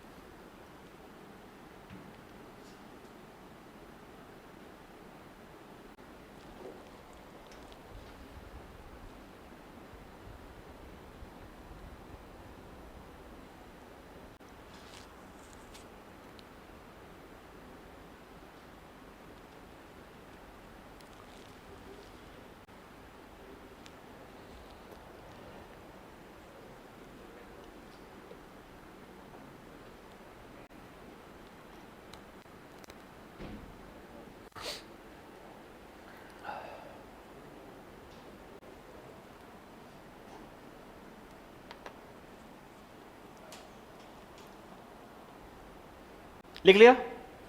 चलो आगे बढ़े। तो 1822 से लेकर के हम ये मानते हैं कि 10 साल तक माने 32 तक कहाँ काम चला था, डिफरेंस इंजन पर, और इसका काम रुकता है बीच में, है ना, क्योंकि इससे कुछ खास रिजल्ट निकल नहीं रहे थे। तो फिर 3 साल बाद 1835 से काम शुरू होता है कहाँ, एनालिटिकल इंजन पर काम शुरू होगा। कौन करेगा, तो चार्ल्स बेबेज ही करेंगे, है ना। चलें आगे, आइए। तो हमने कहा इसके बाद हमारे पास जो आता है इसे कहते हैं हम एनालिटिकल इंजन। तो ये भी हमारे पास इंजन ही है और नाम हमारे पास क्या है इसका, एनालिटिकल। हिंदी में कहते हैं विश्लेषणात्मक। एनालिसिस क्या बोलते हैं हिंदी में, एनालिसिस को क्या बोलते हैं, विश्लेषण। तो वहीं से बना हुआ है शब्द ये। खैर आप अंग्रेजी नाम ही पढ़िएगा, ठीक रहेगा।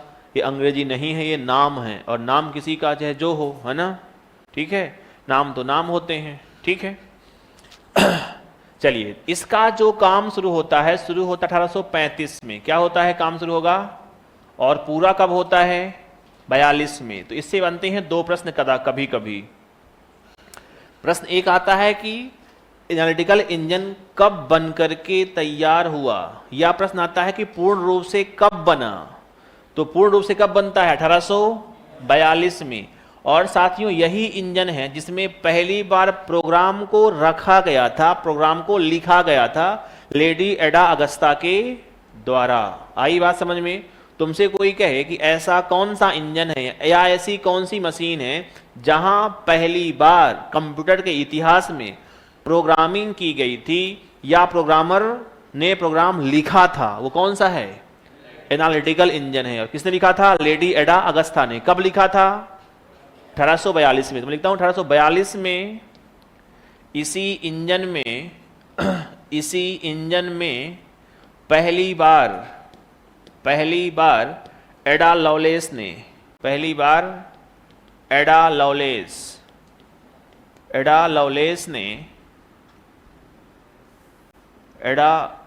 लवलेस ने प्रोग्राम को लिखा। प्रोग्राम को लिखा, इसीलिए इनको हम क्या बोलते हैं, दुनिया की प्रथम प्रोग्रामर, हमने कल देखा है। और इनको ही बोलते हैं क्या, मदर ऑफ कंप्यूटर, याद है ना, यही है एडा लवलेस, इनको ही कहते हैं। दो फैक्ट इनके हैं, एक तो है ये दुनिया की फर्स्ट प्रोग्रामर, और इनको बोलते हैं क्या हम, mother of computer, mother of computer, ये हमने कल लिखा था, ठीक है ये बात। लेकिन इस इंजन को जिसने बनाया वो व्यक्ति वही है, उसका नाम क्या है, चार्ल्स बेबेज। तुमसे कोई कहे जनक कौन है इसका, तो जनक है चार्ल्स बेबेज, इसका जनक है। और बेसिकली ये कोई विशेष काम नहीं कर रहा था, यहां हमारे पास रूपरेखा दी गई थी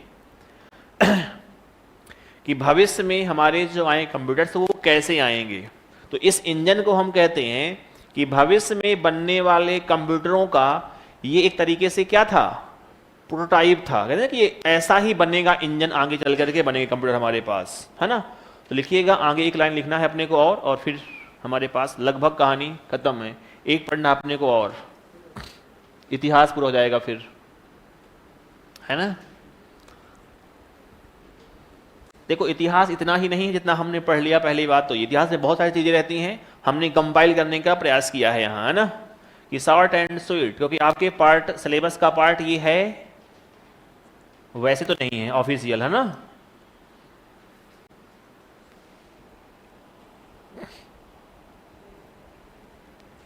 लेकिन अगर सामान्य परिचय है और विशेषताएं हैं तो ये अपने आप हम मान लेते हैं कि जुड़ जाता है ना।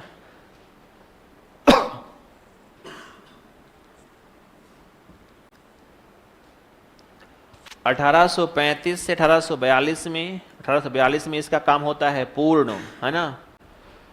और पूर्ण काम कहाँ से मानते हैं, जब इसे प्रोग्रामिंग हो गई तो हमने कहा कि अब इसका काम क्या हुआ, पूरा हुआ। और ये काम कब हुआ, ये हुआ 42 के आसपास। जनक कौन है, चार्ल्स बेबेज। लिख लिया यहाँ तक, चलिएगा लिखिएगा। इस इंजन के 5 भाग थे, कितने भाग थे, 5 भाग थे। चलूं मैं आगे, कोई लिख रहा क्या अभी पीछे, कंप्लीट है, चलो लिखिएगा। इस इंजन के 5 भाग थे, है ना। इस इंजन के 5 भाग थे, और 5 भाग कौन कौन से थे तो इसकी बात करेंगे। तो देखो, एक कहा गया इसमें इनपुट रहेगा, इनपुट सेक्शन रहेगा जहां से हम इनपुट देंगे। इसके बाद एक होगा स्टोर, एक होगा मिल, है ना, और एक रहा आउटपुट, और एक रहा कंट्रोल, एक क्या रहा, कंट्रोल। और आप अगर ध्यान से देखोगे, लिखना बंद कर देना, अगर आप ध्यान से देखोगे तो आज आपके कंप्यूटर में यही भाग हैं। इनपुट भी करते हैं हम आज भी, सही बात है। फिर हमने कहा कि हम स्टोर भी करते हैं, हाँ या ना। मिल उस समय कहा गया था किसको, प्रोसेसिंग को। तो एक आता है प्रश्न कि एनालिटिकल इंजन पर मिल का अर्थ क्या होता है। तो मिल का अर्थ क्या होता है, प्रोसेसिंग। प्रोसेसिंग के तब शब्द कौन सा था हमारे पास, मिल का इस्तेमाल किया गया था। फिर हमारे पास क्या आएगा, आउटपुट आएगा, और एक क्या आएगा, कंट्रोल आएगा। और यही सारे पार्ट हमारे पास जो कंप्यूटर वर्तमान के हैं उनके भी हिस्से होते हैं, ये हम जानते हैं पहले से, ये हमने पहले पढ़ रखा है, अगर तुम्हें याद हो तो। आई बात समझ में। तो हम कहते हैं कि हमारे पास जो इंजन है एनालिटिकल वाला, ये भविष्य के कंप्यूटरों की रूपरेखा थी, ब्लूप्रिंट था कि आगे आने वाले कंप्यूटर्स ऐसे बनने वाले थे। इसमें हमने प्रोग्रामिंग तो कर ली थी और काम लगभग वैसा ही कर रहा था कंप्यूटर अभी तक, ये भी, है ना। तो इसे कहते हैं क्या हम, भविष्य के कंप्यूटरों का क्या, ये हमारे पास है। तो एक लाइन इसमें हम और लिखेंगे कि इस इंजन में, इस इंजन को भविष्य के कंप्यूटरों का, भविष्य के कंप्यूटर्स का प्रोटोटाइप कहा जाता है, या रूपरेखा कह लीजिए, या कुछ भी कह लीजिए शब्द से जो आपको लगता हो। टाइप कहा जाता है कि ऐसे ही कंप्यूटर बनेंगे भविष्य के, जैसा कि यहाँ हमारे पास दिखाया गया था। और आपको पता है कि ऐसे ही भाग के साथ क्या हुआ है, कंप्यूटर हमारे पास बने हैं। यही रीजन है कि चार्ल्स बेबेज को हम क्या बोलते हैं, फादर ऑफ कंप्यूटर कहते हैं। चार्ल्स बेबेज ने आज जैसे हमारे पास कंप्यूटर है ऐसा कुछ बना करके हमें दिया नहीं है, है ना। तो सिर्फ कॉन्सेप्ट के बलबूते ही उनका नाम चल रहा है दुनिया में। ये है हमारे पास दो महत्वपूर्ण जो है हमारे पास निकल करके यहां आती हैं चीजें, है ना। डिफरेंस इंजन और हमारे पास आया एनालिटिकल इंजन, इसको लिख लीजिएगा। और फिर हम चलेंगे एक और मशीन की ओर और फिर बस इतिहास हो जाएगा खत्म आज।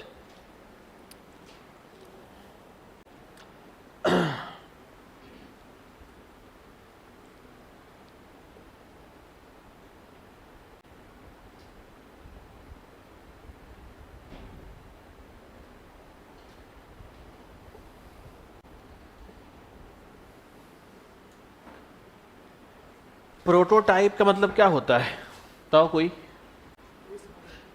बेस मॉडल है ना, बिल्कुल। इसे हम क्या कहते हैं, एक शब्द है हमारे पास बेस मॉडल। हम कहते हैं आधारभूत हमारे पास एक प्रकार था कि ऐसे ही बने कंप्यूटर बनेंगे, जिसको आप कह लीजिए चाहे बेस मॉडल कह लो या कह लो आधारभूत मशीन। क्या कह लो, आधारभूत मशीन कह लो। किसी को आधार मान करके हम काम करते हैं कि इसके आधार पर हमें ऐसे काम करना है, तो वैसे ही था ये। हमने लिखा है कि इस इंजन को भविष्य के कंप्यूटरों का प्रोटोटाइप कहा गया। इसका अर्थ क्या होता है भैया, बेस मॉडल है कि इसको देख करके ही या इसके जैसा ही क्या होगा आगे आने वाले कंप्यूटर्स हमारे बनने वाले हैं, है ना। उसे कहते हैं प्रोटोटाइप कहते हैं, ठीक है। जैसे आपने अपने कभी स्कूली लाइफ में कुछ बनाए हो, प्रोजेक्ट बनाए थे ना, प्रोजेक्ट कि सोलर पैनल ऐसा ही होता है, वही हो बेसिकली ये था हमारे पास। और इसके बाद इतिहास की हमारे पास अंतिम मशीन है, उसकी हम बात करेंगे, है ना। चले आगे, लिख लिया, आगे आ जाओ। तो हमारे पास अब है ये एक, इसे कहते हैं क्या हम, टेबुलेटिंग मशीन कहते हैं। और ये है आज इतिहास का हमारे पास आखिरी हिस्सा, है ना। चलिए बढ़े, इसको पढ़ लें। देखो, टेबुलेटिंग मशीन का विकास भी कौन करता है, तो व्यक्ति का नाम है हरमन होलेरिथ। क्या नाम इसका है, हरमन होलेरिथ है, ठीक है ना। तो लिखिएगा, इसका नाम क्या है, टेबुलेटिंग मशीन। जनक कौन है, जनक है हरमन होलेरिथ। ये व्यक्ति बहुत इंपॉर्टेंट है, अगर आपने कभी सुना होगा, हमने कल इसका नाम लिया है एक जगह। कहाँ, किसी को याद है कि इसका हमने नाम लिया है कल एक जगह, HEC, याद है। इंडिया में स्थापित पहला कंप्यूटर, क्या नाम था उसका, HEC। तो होलेरिथ कौन है, यही है हरमन होलेरिथ, है ना। तो जनक नाम क्या है इसका, हरमन होलेरिथ, है ना। जिसने क्या किया है, जिसने बनाया है टेबुलेटिंग मशीन कंपनी। लिखना बंद करना, लिखने से मिलेगा, सुनो ध्यान से। अभी देखो, इस मशीन को हम कहते हैं क्रांतिकारी मशीन है। मनुष्य ने अपने कार्यों को, या कहो कि भैया अपने बड़े बड़े कार्यों को पहली बार मशीन की सहायता से करना शुरू करता है। कहां से, टेबुलेटिंग मशीन की सहायता से। 1890 में होती है अमेरिका में जनगणना, और अमेरिकी जनगणना में पहली बार मशीन का प्रयोग किया जाता है। और वो मशीन कौन सी थी, टेबुलेटिंग मशीन थी। यहां से लगा है, लगभग हम ये मानते हैं कि जो कार्य हमारे पास 10 साल का था, इस मशीन ने उस काम को 3 साल में कंप्लीट कर दिया था। तब से लगा है मानव को कि मशीनें बड़ा क्रांतिकारी काम करने वाली हैं आगे चल करके। जो कार्य हम 10 साल में करने वाले थे जनसंख्या वाला, वो इस मशीन ने लगभग 3 सालों में समेट दिया था। तो हमें मशीन का महत्व जो शुरू चला है, वो कहां से चला है शुरू होना, टेबुलेटिंग मशीन से हमें चला है, मिली है ये बात की जानकारी कि बड़ी क्रांति आगे आने वाली है।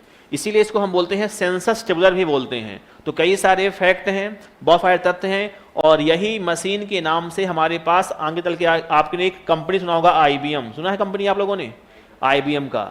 IBM दरअसल इतिहास उसका शुरू होता है यहीं से। तो सुनिएगा पहले ध्यान से और फिर हम लिखेंगे इसको, है ना। देखना, अगर तुमसे कोई कहे कि जनक कौन है तो क्या कहोगे, हरमन होलेरिथ है। देखना, इसे बोलते हैं क्या हम, सेंसस टेबुलर। क्या बोलते हैं इसको, सेंसस टेबुलर। और सेंसस माने क्या होता है हिंदी में, जनगणना, इसकी हिंदी ही होती है क्या, जनगणना, सेंसस कहते हैं इसको अंग्रेजी में भी कहा जाता है। और अगर तुम्हें पता चल जाए कि इस शब्द का अर्थ ही क्या होता है, जनगणना, तो यहां से मुझे याद रहेगा कि इसका प्रयोग कहां हुआ था, अमेरिकी जनगणना में प्रयोग किया गया था। अमेरिकी जनगणना में प्रयोग किया गया, किस मशीन का, तो किस मशीन का, टेबुलेटिंग मशीन का प्रयोग किया गया था। ठीक है ना। आपको पता है कि ये व्यक्ति जो है बड़ा क्रांतिकारी आदमी था। इसने ही क्या किया है, पंच कार्ड को बनाया था कंप्यूटर्स के लिए। इसने क्या किया, इसी मशीन के नाम से एक कंपनी की करता है स्थापना 1911 के आसपास। देखो, अगर कोई ऐसा प्रोडक्ट हो या ऐसा कोई उत्पाद हो जो तुमने क्रिएट कर दिया और वो उत्पाद सरकार के काम आ जाए, मान लो, तो तुम्हारा जीवन चकाचक है। तुम बात मानते नहीं मानते हो? हुआ यही बेसिकली इनके साथ भी कि ये प्रोडक्ट सरकार के काम आ गया, सरकारी काम था बेटा ये, और मशीन काम आई सरकार के, तो सरकार ने क्या किया होगा, कहा होगा कि वाह इस पे काम करिए, और इस पे काम होगा तो इसी मशीन के नाम से बनती है कंपनी की स्थापना होती है। कब, 1911 में। क्योंकि ऐसी हमें बहुत सारी मशीन चाहिए, क्योंकि अब सरकार चाहिए भैया, तो क्या होगा 1911 में क्या होता है, tabulating machine, tabulating machine company क्या होती है, टेबुलेटिंग मशीन कंपनी की स्थापना हो जाती है। आपको पता है एक तो मशीन ही बनेगी, और इसने क्या बनाया था, पंच कार्ड, याद है ना। तो इस कंपनी में एक तो मशीन बन रही है और दूसरा काम क्या हो रहा है, पंच कार्ड का उत्पादन हो रहा है। ध्यान सुनिएगा बात का। तुमसे कोई कहे कि कंपनी करती क्या थी, तो मैं कहूंगा कि पंच कार्ड का उत्पादन। कंपनी रहेगी तो कुछ ना कुछ बनाएगी ना, तो क्या होगा इसमें, पंच कार्ड का उत्पादन। और पंच कार्ड में पहली पीढ़ी पर क्या हो रहा है, डेटा को हम कर रहे हैं स्टोर। तो पंच कार्ड की भी भारी डिमांड है और मशीन की डिमांड तो है ही। तो कंपनी चली और तगड़े से, कंपनी का व्यापार और फला फूला। और 1924 में इस कंपनी का नाम क्या हुआ, चेंज, और नाम क्या रखा गया इसका, IBM नाम रखा गया। और IBM वही कंपनी है जो आज भी है और बड़ी ऐतिहासिक कंपनी है, और माइक्रोसॉफ्ट से पुरानी कंपनी है IBM, क्योंकि इसका इतिहास शुरू कहां से हो रहा है, यहां से शुरू हो रहा है जहां आप पढ़ रहे हैं। आ रही बात समझ में। अब देखना, IBM जो है इसका नाम क्या है, फुल फॉर्म, इसे कहते हैं अपन इंटरनेशनल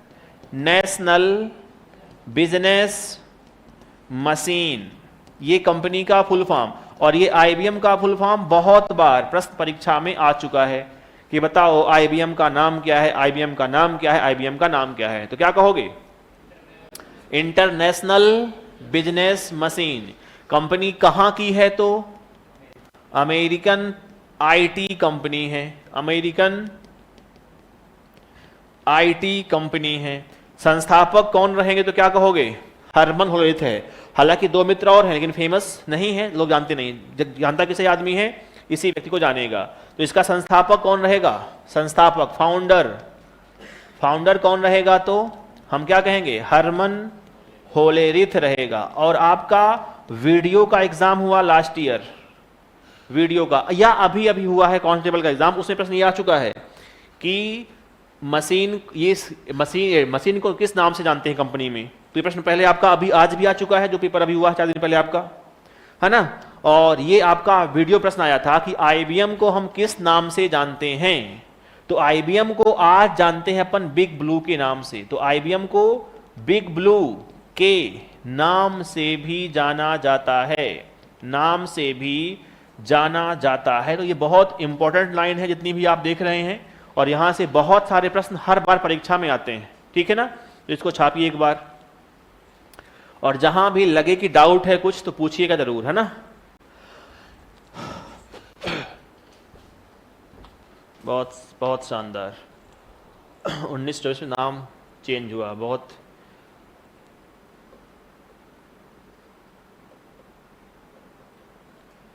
मिल जाएगी, है ना, पहली क्लास मिल जाएगी हेमंत, चिंता न करना, है ना।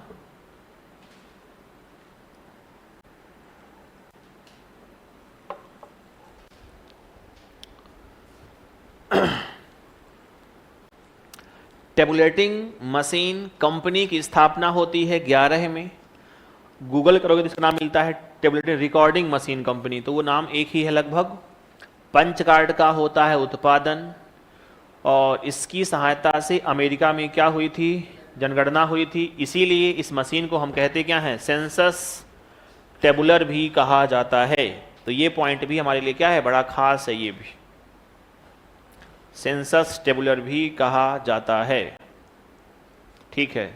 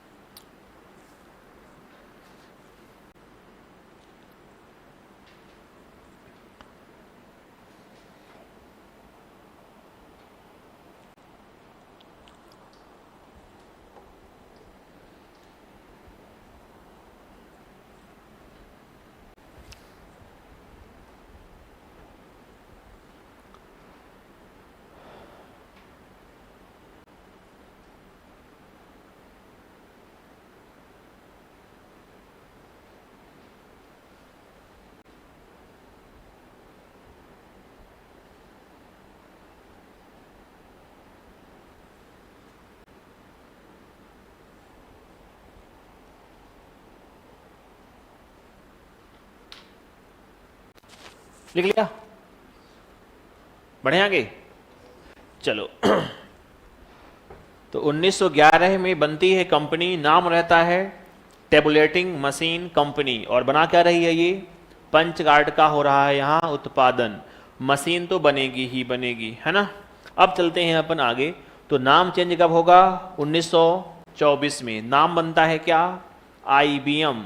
IBM का फुल फॉर्म क्या है, तो इंटरनेशनल बिजनेस मशीन है ये, अमेरिकी IT कंपनी है। संस्थापक में नाम किनका है, तो वही व्यक्ति है, और इसे हम बिग ब्लू के नाम से भी जानते हैं, बिग ब्लू।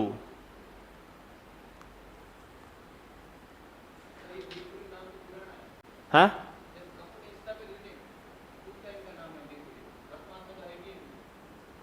हाँ, IBM को हम बिग ब्लू भी कहते हैं।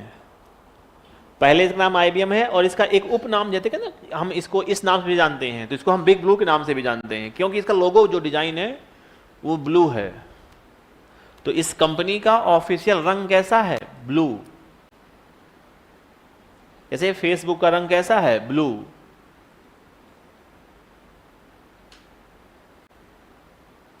और बनने के दौरान हमारे पास और भी इतिहास आप पढ़ रहे हैं पूरा, कि कैसे बनी है। ये प्रश्न आपका वीडियो का है ना, अभी जो आपका लास्ट ईयर हुआ है ना, ग्राम विकास अधिकारी, विलेज डेवलपमेंट ऑफिसर, उसमें आया था कि IBM को किस नाम से जानते हैं, तो हम कहते हैं बिग ब्लू। ये उपनाम है ना, जैसे आपका भी एक उपनाम होगा, नहीं है ना, एक तुम्हारा नाम होगा, एक तुम्हारा उपनाम होगा।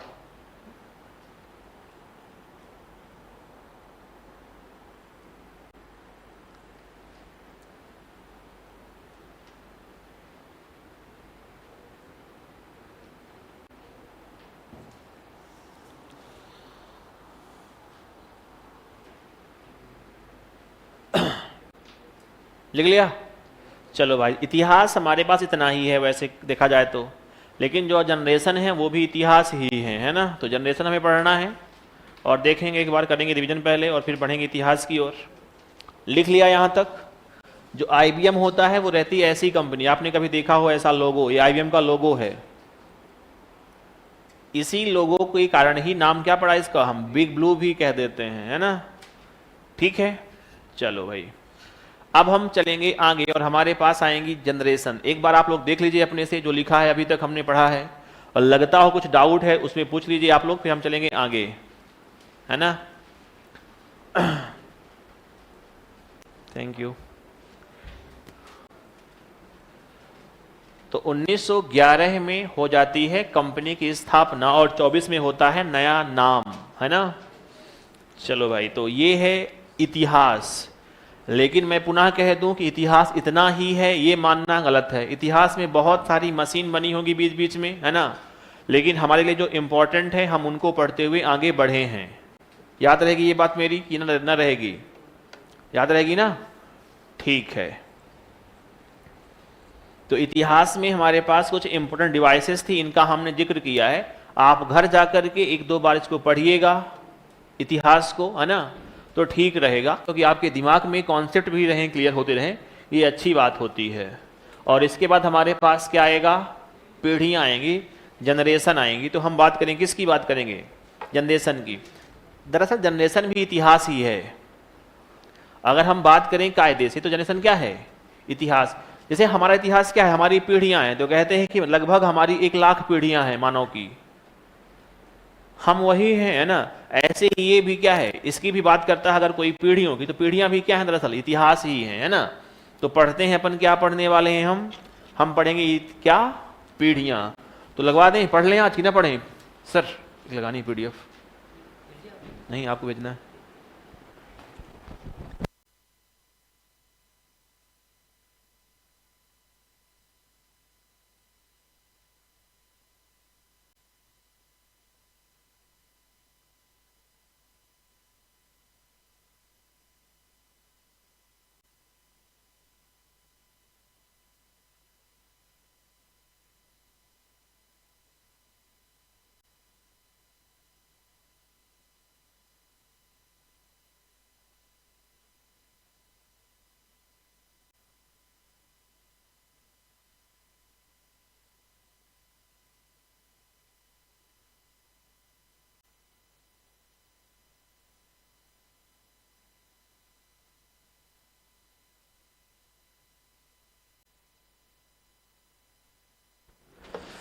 चलो भाई शुरू करें। जनरेशन से क्वेश्चन पूछते हैं? हाँ पूछते हैं क्वेश्चन जनरेशन से, इसलिए पढ़ रहे हैं। क्वेश्चन यहाँ से भी आते हैं कभी कभी, हालांकि आते कम हैं। ये मत कहना कि कम आते तो पढ़ूंगा ही नहीं मैं, पढ़ना है इसलिए क्योंकि मैं पढ़ा रहा हूँ तुमको, है ना, और मैं कर रहा हूँ मेहनत, तुम्हारा भी धर्म है कि तुम भी मेहनत थोड़ी करो मेरे साथ साथ। सही बात है ना। चलो इसके बाद हम पढ़ने वाले हैं जनरेशन, पीढ़ियाँ कंप्यूटर की। तो शुरू कर देते हैं आज ही, क्योंकि अपने पास समय है बहुत सारा। पढ़ने की इच्छा है ना तुम लोगों की? कि मन नहीं है, कि बिना मन के पढ़ रहे हो, कि सांस नहीं ले रहा मास्टर है? ऐसा कैसा हो सकता है? हैं? कुछ बोले हो क्या? ठीक है। तो हेडिंग हमारे पास रहेगी क्या? रहेगी पीढ़ियां। बताओ क्या होती हैं पीढ़ियां? बताओ। सिलेक्शन ले लोगे तो 2-3 पीढ़ियां आपकी बदल जाएंगी, है ना। एक तुम्हारी खुद, एक माता पिता की, और एक आगे जो आएगी तुम्हारी पीढ़ी, वो भी क्या हो जाएगी? बदल जाएगी। तो सिलेक्शन ले लेना। सिलेक्शन एक का होता है और पीढ़ियां सुधरती हैं 3-3, है ना। पिछली और अगली अपनी सुधर ही रही जिंदगी भाई, है ना। इनका टाइम पीरियड, पीढ़ियों का टाइम पीरियड से प्रश्न आता है, लेकिन बड़ी उलझन है ये। खैर, आप में से कोई ऐसा व्यक्ति बैठा हो जिसे याद हो टाइम पीढ़ियों का, कि समय यहां से यहां तक है, यहां से यहां तक है, तो तुम रखना याद वही जो तुम्हें याद है पहले से। अगर किसी को याद नहीं है, पहली बार ही पढ़ रहा है, तो जो पढ़ेंगे उसको आप लोग याद रख लीजिएगा। और पीढ़ियों में भी क्या है भाई, एक तो हम डेट पढ़ेंगे पहले से कि 42 से 56, 56 से 65, ठीक है। मान लो कहीं लिखा है 40 से 50, विकल्प में नहीं है 42 से 56, तो हम टिक कर देंगे भैया वही। तो ये भी फ्लेक्सिबिलिटी का खेल है पूरा। और मेरी बात आपको समझ में आ रही है या नहीं आ रही हो? आ रही है ना, कि डेट एक डेट नहीं है। दिक्कत यही है। समस्या क्या है? समस्या है कि बोर्ड भी, जितने बोर्ड उतनी डेट हैं। NCERT की अलग डेट है, MP बोर्ड की अलग डेट है, आपके बोर्ड की अलग डेट है, CBSE की अलग डेट है। तो हम कहाँ की डेट मान लें? किताब जितने लिखे हैं सबकी अपनी अपनी डेट है भैया। तो ये उलझन है। जितनी परीक्षाएं हैं सबकी अपनी अपनी उत्तर है भैया, है ना।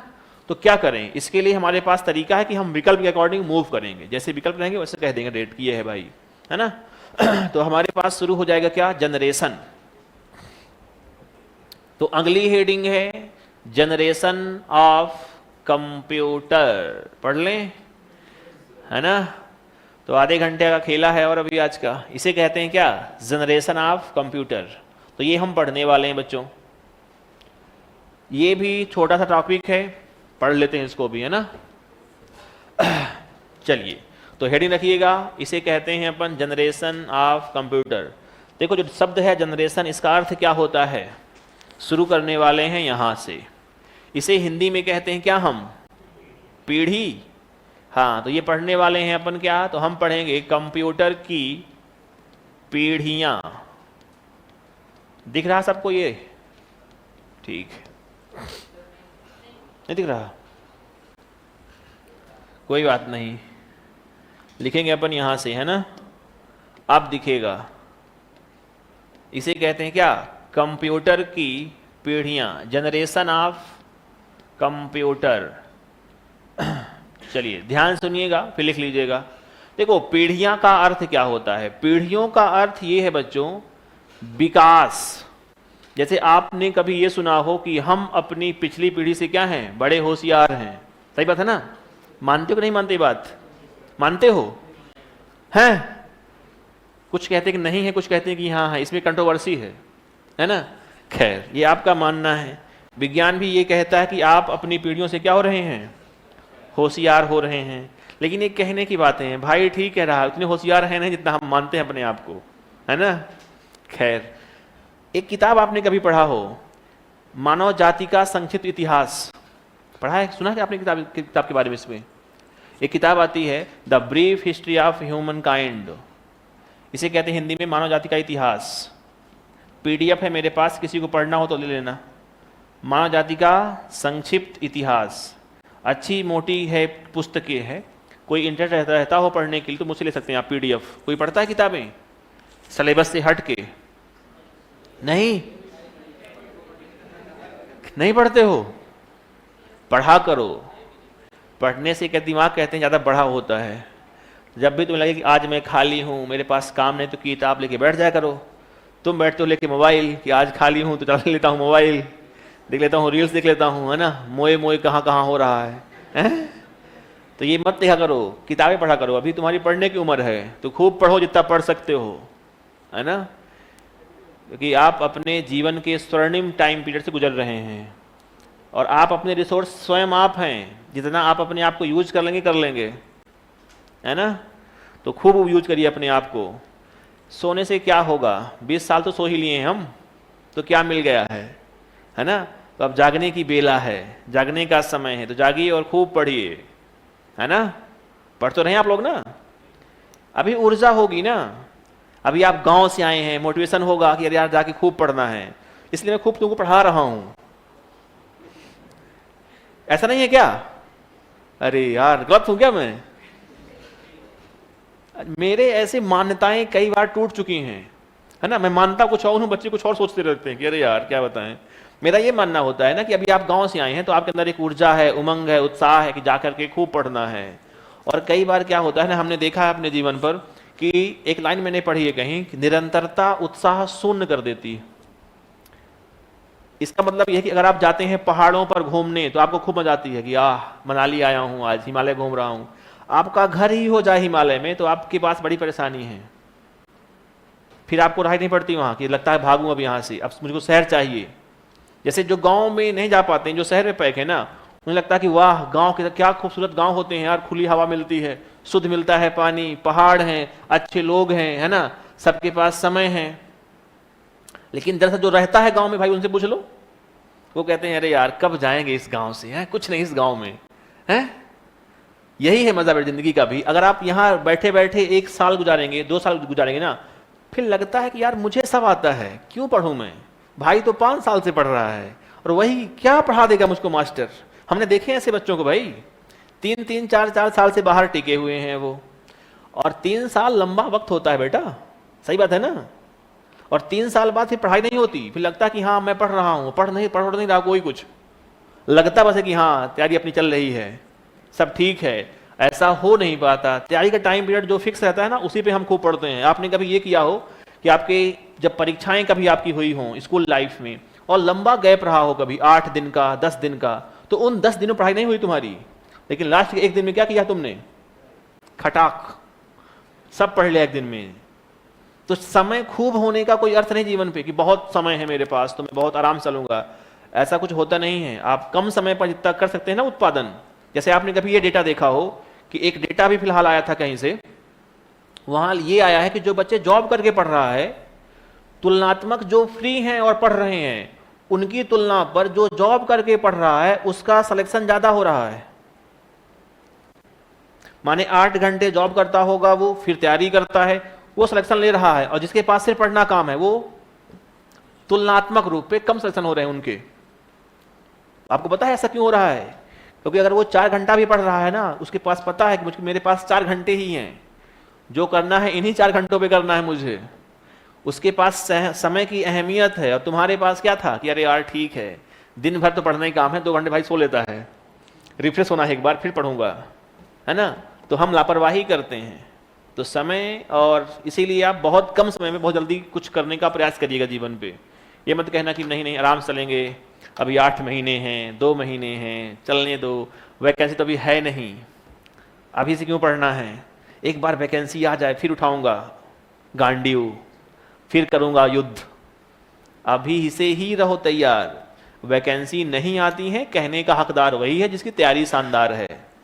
जिसकी तैयारी कैसी है तुम जानते हो कि मेरी तैयारी कैसी है।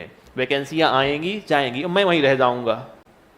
जिसे लगता हो अंदर से, ये है ना सबके लिए बेटा, ये जिसे लगता हो कि हाँ मेरी तैयारी शानदार है, वो कहे कि हाँ वैकेंसी नहीं आ रही है और वैसा नहीं हो रहा मेरा। जिसे पता है कि मैं कितने पानी में हूं, कितनी तैयारी है मेरी, वो क्यों कहते हैं कि वैकेंसी नहीं आ रही? बेटा तुम्हारी पहले तैयारी क्या हो, शानदार, फिर आए वैकेंसी, तब तो मजा है कि तुम ले लो एक पद अपने लिए। तुम्हारी तैयारी अभी उतनी शानदार नहीं है तो उस पर काम करेंगे हम खूब मिलके पहले तो, है ना। ठीक है, पढ़ने वाले हैं ना, अच्छे से बोल देना तुम लोग कि हाँ पढ़ना है, नहीं पढ़ना है। नहीं सर अपने पास तो पंचवर्षीय योजना का प्लान है पूरा, कि 5 साल लेकर के आए हूं घर से। कितना लेके आए हो टाइम घर से? कितना समय लेके आए हो घर से? जोधपुर में इतने दिन रहना है? 1 साल का? ठीक है।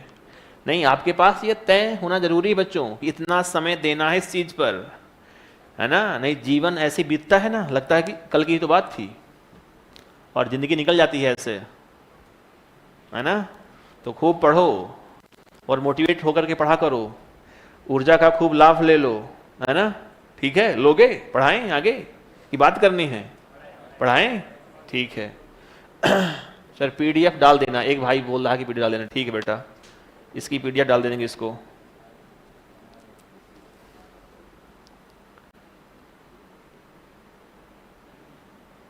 चलो चलें आगे, आइए। तो हम बात करने वाले हैं क्या, कंप्यूटर की पीढ़ियां।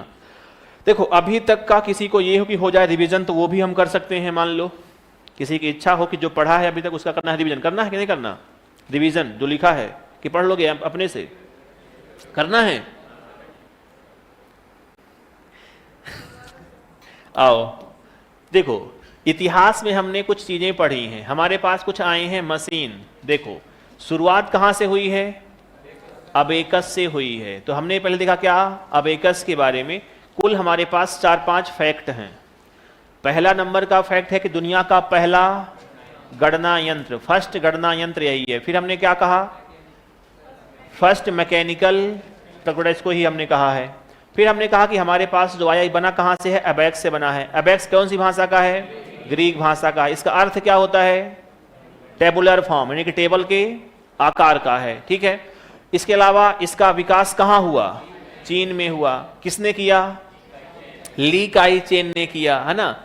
ली काई चेन ने किया। और भी कुछ इसमें है, किसने यूज किया? तो हमने क्या कहा, ब्लाइंड पर्सन ने इसका इस्तेमाल किया। जापान में से क्या बोलते हैं? सारोबान कहते हैं। तो अपने पास कुल 4-5 पॉइंट थे यहाँ जो हमने डिस्कस किया। 3-4 बार पढ़ोगे याद हो जाएंगे, एक बार लगा लेना प्रश्न और अच्छे से हो जाएगा, खत्म काम। फिर हमने क्या कहा, दूसरा हमारे पास क्या आया है, नेपियर बोन्स। देखो महत्वपूर्ण इसमें हमारे पास 2 ही लाइन हैं। एक तो विकास किसने किया, जॉन नेपियर ने किया, और नेपियर ने एक काम किया, वो क्या किया, लघुगणक का आविष्कार किया। एक पॉइंट तो ये हो गया। दूसरा पॉइंट हमारे पास इसमें ये है, इसमें हम रैप्डोलॉजी, गुणा करने की क्या है ये प्रक्रिया है, इसे बोलते हैं अपन रैप्डोलॉजी, याद रहेगा ये। फिर हमारे पास कौन सी आई, पास्क लाइन हमारे पास आई, इसे बोलते हैं क्या अपन, एडिंग मशीन कहते हैं। तो ये पॉइंट रखना है सिर्फ आपको ध्यान। एक ब्लेज पास्कल ने क्या किया, इसका आविष्कार किया है। नेक्स्ट हमारे पास कौन सी आएगी, जैक्वार्ड लोब में सिर्फ एक लाइन रखना है आपको ध्यान कि जैक्वार्ड लूप में क्या हुआ है, पंच कार्ड का उपयोग किया गया था कपड़ों में डिजाइन के लिए। यही पंच कार्ड पहली पीढ़ी में डेटा को स्टोर करने का कार्य करेगा। क्लियर यहां तक फंडा? चलिए फिर हमारे पास आएगा पंच कार्ड। तो पंच कार्ड से 2-3 पॉइंट है। पहला, किसने बनाया पंच कार्ड को? हरमन ने। ठीक है, पहली बार पंच कार्ड का प्रयोग कहां होता है? जैक्वार्ड लूप में होता है। फिर हमने कहा कि पंच कार्ड का यूज पहली पीढ़ी में किसके लिए हुआ था? डेटा को स्टोर करने के लिए, मेमोरी के रूप में हम ऐसा भी कहते हैं। हम आगे पढ़ेंगे भी अभी पंच कार्ड को। ठीक है, फिर हमारे पास क्या आएगा अगला? Difference engine. और हमारे पास आता है एक इंजन और, इसे कहते हैं अपन एनालिटिकल इंजन कहते हैं। इन दोनों इंजनों का विकास एक ही व्यक्ति करता है। नाम इसका है चार्ल्स वेबेज, नाम निकल के यहां आता है इसका। इसमें हमारे पास एक पॉइंट है कि विकास कब हुआ? 1822 में। और 10 साल तक चलता है काम कुछ खास नहीं हुआ, इसका विकास रुकता है। काम शुरू होता है किस पे? कब शुरू होता है? 1835 से। चलता कब तक है? 1842 से 42 तक। 1842 में क्या हुआ? इसमें प्रोग्राम को लिखा गया किसके द्वारा? एडा अगस्ता। एडा अगस्ता कौन है? फर्स्ट प्रोग्रामर, या बोलते हैं मदर ऑफ कंप्यूटर बोलते हैं। याद रहेगा यहां तक की कहानी? ठीक है, इसमें हमने देखा कि इसकी सहायता से चार्ल्स बेबेज ने एक काम किया। इन्होंने दिखाया कि भविष्य के जो बने कंप्यूटर वो इसी आधार पर बेस होंगे, इसी मशीन पर बेस रहने वाले हैं। तो ये पॉइंट भी हमारे लिए क्या है? बहुत ही ज्यादा इंपॉर्टेंट हो जाता है। और इसके बाद हमारे पास क्या आती है? टेबुलेटिंग मशीन आती है। इसे क्या बोलते हैं अपन? सेंसस टेबुलर भी बोलते हैं। क्यों? क्योंकि इसका यूज कहां हुआ था? अमेरिका की जनगणना में इसका इस्तेमाल हुआ था। ठीक बात है।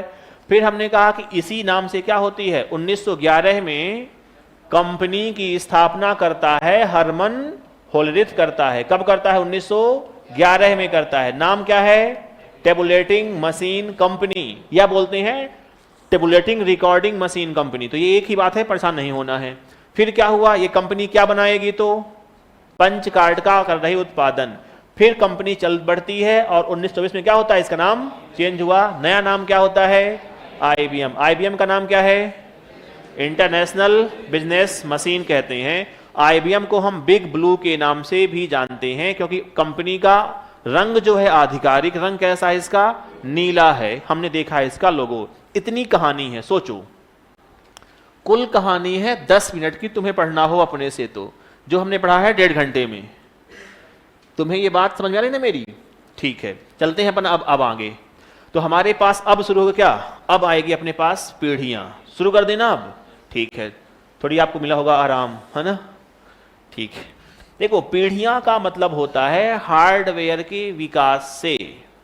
अब हम कुछ आएंगे आज वाले कंप्यूटर की से बात कर सकते हैं। देखना, मैं कहूं कि पीढ़ियां चेंज कैसे होती हैं, हम ऐसा कैसे मान लेंगे कि एक पीढ़ी समाप्त हुई और दूसरी शुरू? इसका निर्णय कौन करेगा? इसका निर्णय करेगा एक हार्डवेयर। तो पीढ़ियों से मतलब यह होता है डेवलपमेंट ऑफ हार्डवेयर। मैं ये कहता हूं कि पीढ़ियों का अर्थ होता है हार्डवेयर का विकास। सुनना है ध्यान से। पहले हमने क्या कहा? इसका अर्थ क्या होता है? हार्डवेयर का विकास। और हार्डवेयर के विकास का मतलब यह होता है कि एक वह उपकरण जो कंप्यूटर में प्रोसेसिंग का करेगा कार्य, वो चेंज होगा हर बार। जैसे आज हम यूज करते हैं किसका? सीपीयू का। किसके लिए? प्रोसेसिंग के लिए। तो क्या हमेशा सीपीयू का यूज किया होगा हमने? ऐसा नहीं है। हमारे पास पहली पीढ़ी में क्या आएगा? वैक्यूम ट्यूब आएगा, जो हमने कल लिखा है, अगर आपको याद होगा। टाइपरेक पर लिखा है हमने कि कितने हुए हैं? 2700 वैक्यूम ट्यूब। तो शुरुआत होगी कहां से? वैक्यूम ट्यूब से। और आज हमारे पास क्या है? सीपीयू है। जैसे ही वैक्यूम ट्यूब के बाद हमारे पास आया ट्रांजिस्टर, तो हमारे पास आ गया नया हार्डवेयर। तो हमने कहा इसको, वैक्यूम ट्यूब को ट्रांजिस्टर ने क्या कर दिया? रिप्लेस कर दिया। अब ये आ गया तो एक पीढ़ी समाप्त मानते हैं और दूसरी का उदय मान लेते हैं हम। आई बात समझ में? तो पीढ़ियों से आशय क्या है? तो हमने लिखा इसका अर्थ होता है हार्डवेयर का विकास।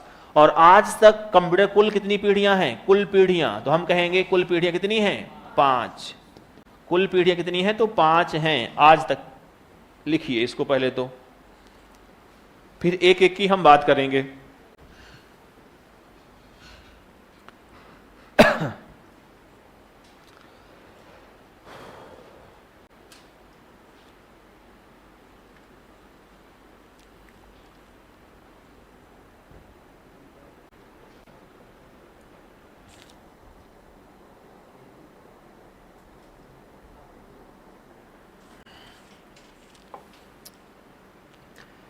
बढ़िया पढ़ने वाले बच्चे हैं, है ना, इस क्लास में सब रिप्लाई देते हैं हर चीज़ का।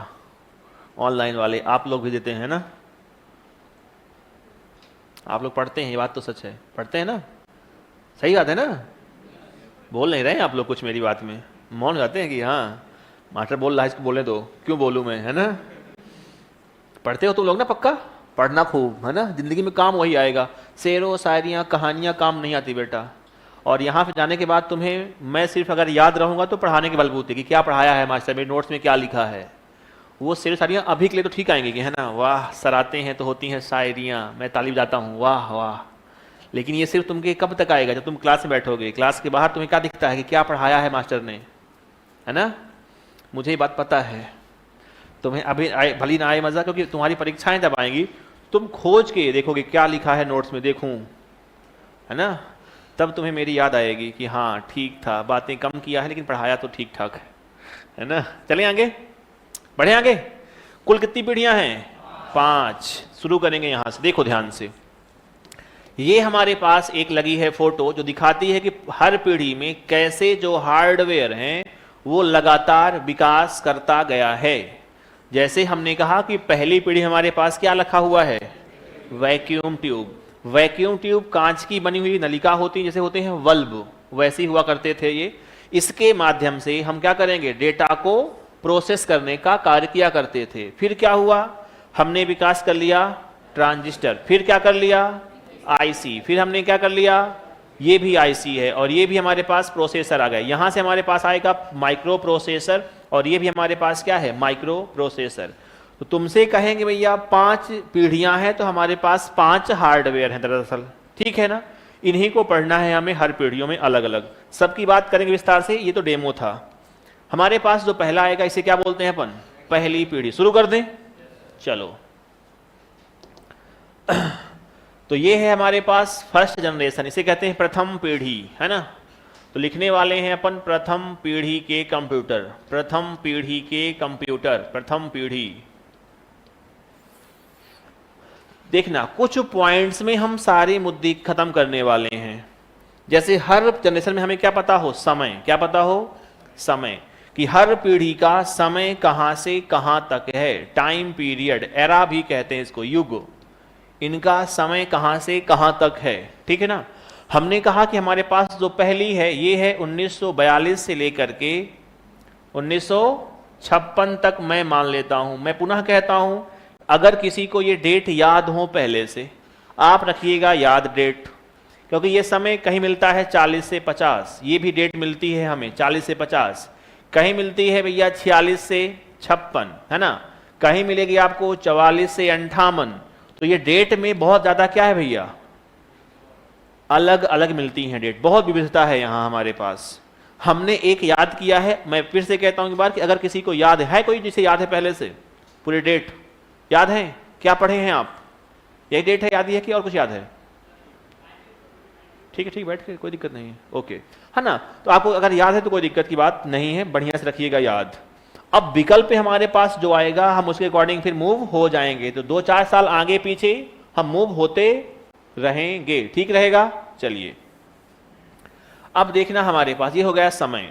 फिर हमारे पास आएगा यहां, इसे कहते हैं मुख्य उपकरण, इसे ही बोलते हैं मेन डिवाइसेस। और ये मेन डिवाइस ही जिम्मेदार रहेगा किसके लिए, पीढ़ियों को बदलने के लिए। जैसे आप अपनी पीढ़ियों को बदलने के लिए बैठे हुए हैं यहां, है ना, आप मुख्य मुखिया हैं अपने घर के, है ना, आपका होगा सिलेक्शन, तो पीढ़ियां बदलने वाली हैं। मुख्य उपकरण इसे बोलते हैं प्रोसेसिंग डिवाइस। कंप्यूटर का मुख्य उपकरण क्या है, जो करेगा प्रोसेस, क्योंकि मेन कार्य क्या होता है, मेन कार्य होता है प्रोसेसिंग का। तो जो मेन कार्य करे वही क्या, मेन डिवाइस, है ना। इसको बोलते हैं अपन प्रोसेसिंग डिवाइस भी कह देते हैं। तो मुख्य कंपोनेंट कह दीजिए, प्रोसेसिंग डिवाइस कह दीजिए, आपकी इच्छा है। यहां हमारे पास जो रहेगा इसे कहते हैं वैक्यूम ट्यूब। क्या बोलते हैं? Vacuum tube. वैक्यूम माने होता है निर्वात, हिंदी में क्या बोलते हैं इसको हम? निर्वात। निर्वात माने क्या होता है? निर्वात, जहां वात ना हो। वात माने वायु, वायु जहां ना हो उसे बोलते हैं निर्वात। और ट्यूब माने नलिका, है ना, परख नली। कभी गए हो विज्ञान का प्रयोग करने स्कूल में? हाँ, वही है ट्यूब। ट्यूब माने नलिका कहते हैं इसको हम। निर्वात ट्यूब माने निर्वात नलिका, वैक्यूम ट्यूब। इसको बोलते हैं एक भाषा में हम वाल्व। क्या बोलते हैं? वाल्व। अपनी भाषा में बात करें तो बल्ब। बल्ब देखा कांच वाले, वैसे ही होता है ये भी, है ना।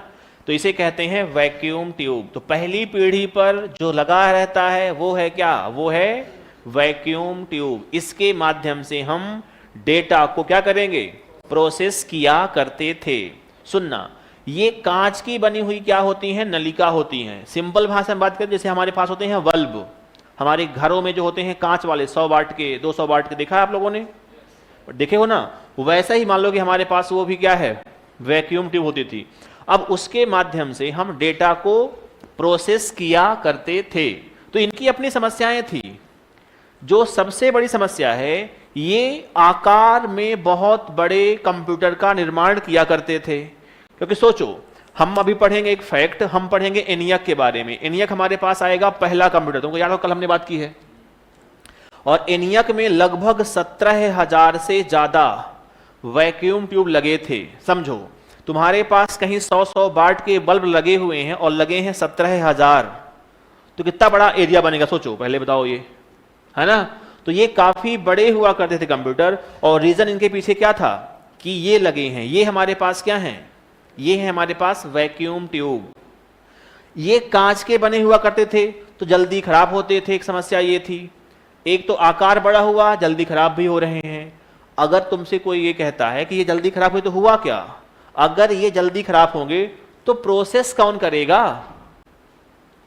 तो इसीलिए हम कहते हैं कि पहली पीढ़ी कंप्यूटर कम विश्वसनीय थे, माने सटीक रिजल्ट हमें कभी मिला नहीं है। ये वैसी ही बात है, मैं कह दूं कि मेरे पास आज क्या है, तो मेरे पास आज है माइक्रो प्रोसेसर। अगर मान लो माइक्रो प्रोसेसर हमारे बार बार खराब हो जाएं तो कौन काम करेगा?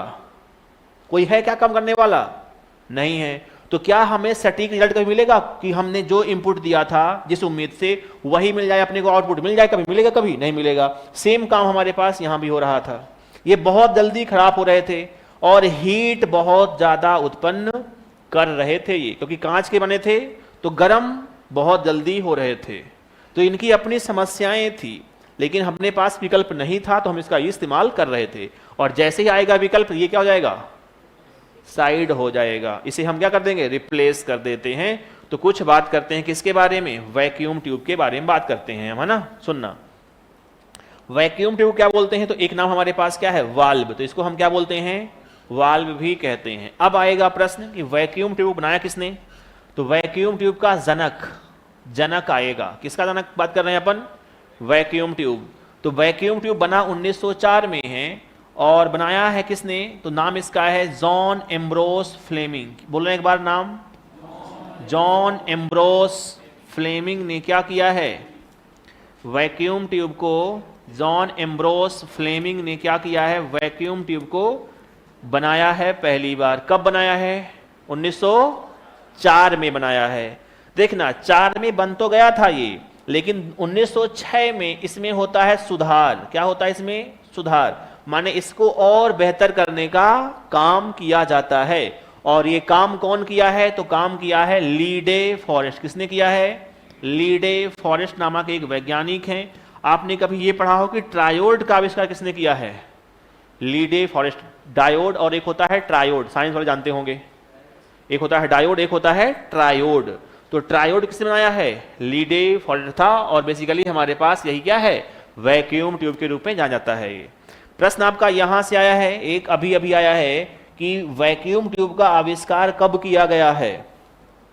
तो हमारे पास 4 विकल्प में था ही नहीं, विकल्प में क्या था? 6। तो अगर 4 नहीं तो हम क्या टिक करेंगे? 6 टिक करेंगे। इसलिए ये बात तुमसे की जा रही है, याद रहेगा। अगला, हम कहेंगे वैक्यूम ट्यूब कांच की बनी हुई क्या होती हैं, नलिका होती हैं।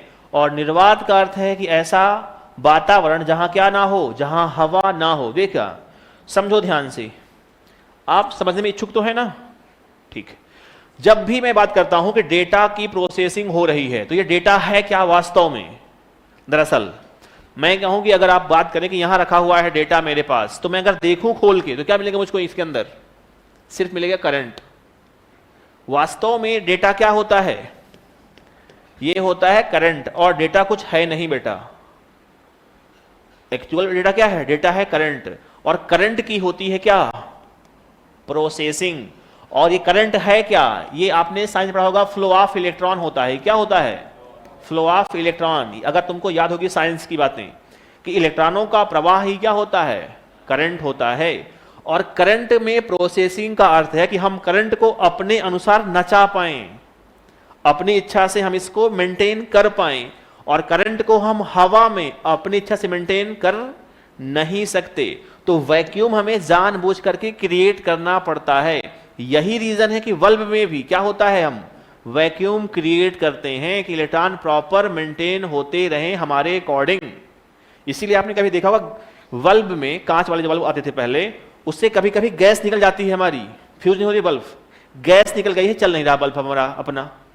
क्योंकि अब जो गैस भरी गई थी, जिसे आपने पढ़ा होगा आर्गन, क्रिप्टॉन, जेनान, रेडान, ये गैस कैसी होती हैं? अक्री गैसें होती हैं। तो इनको हम भरते हैं कहां? बल्ब में। क्यों?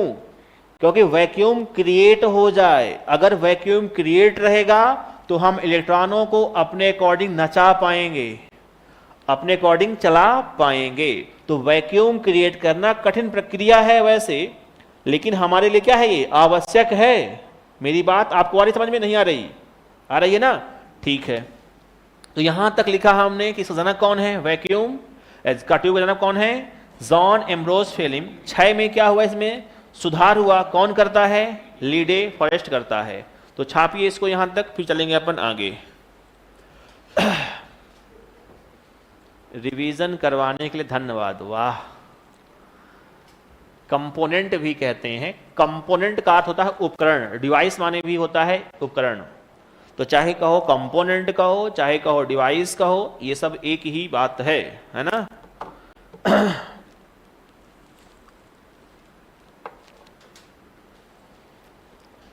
समय हो गया 1942 से 56। मुख्य डिवाइस जो है, जिसे हम बोलते हैं प्रोसेसिंग डिवाइस, उसका नाम है वैक्यूम ट्यूब। और वैक्यूम ट्यूब का हिंदी नाम है निर्वात नलिका, और इसे वाल्व भी कहा जाता है। Valve, VOLVE, valve.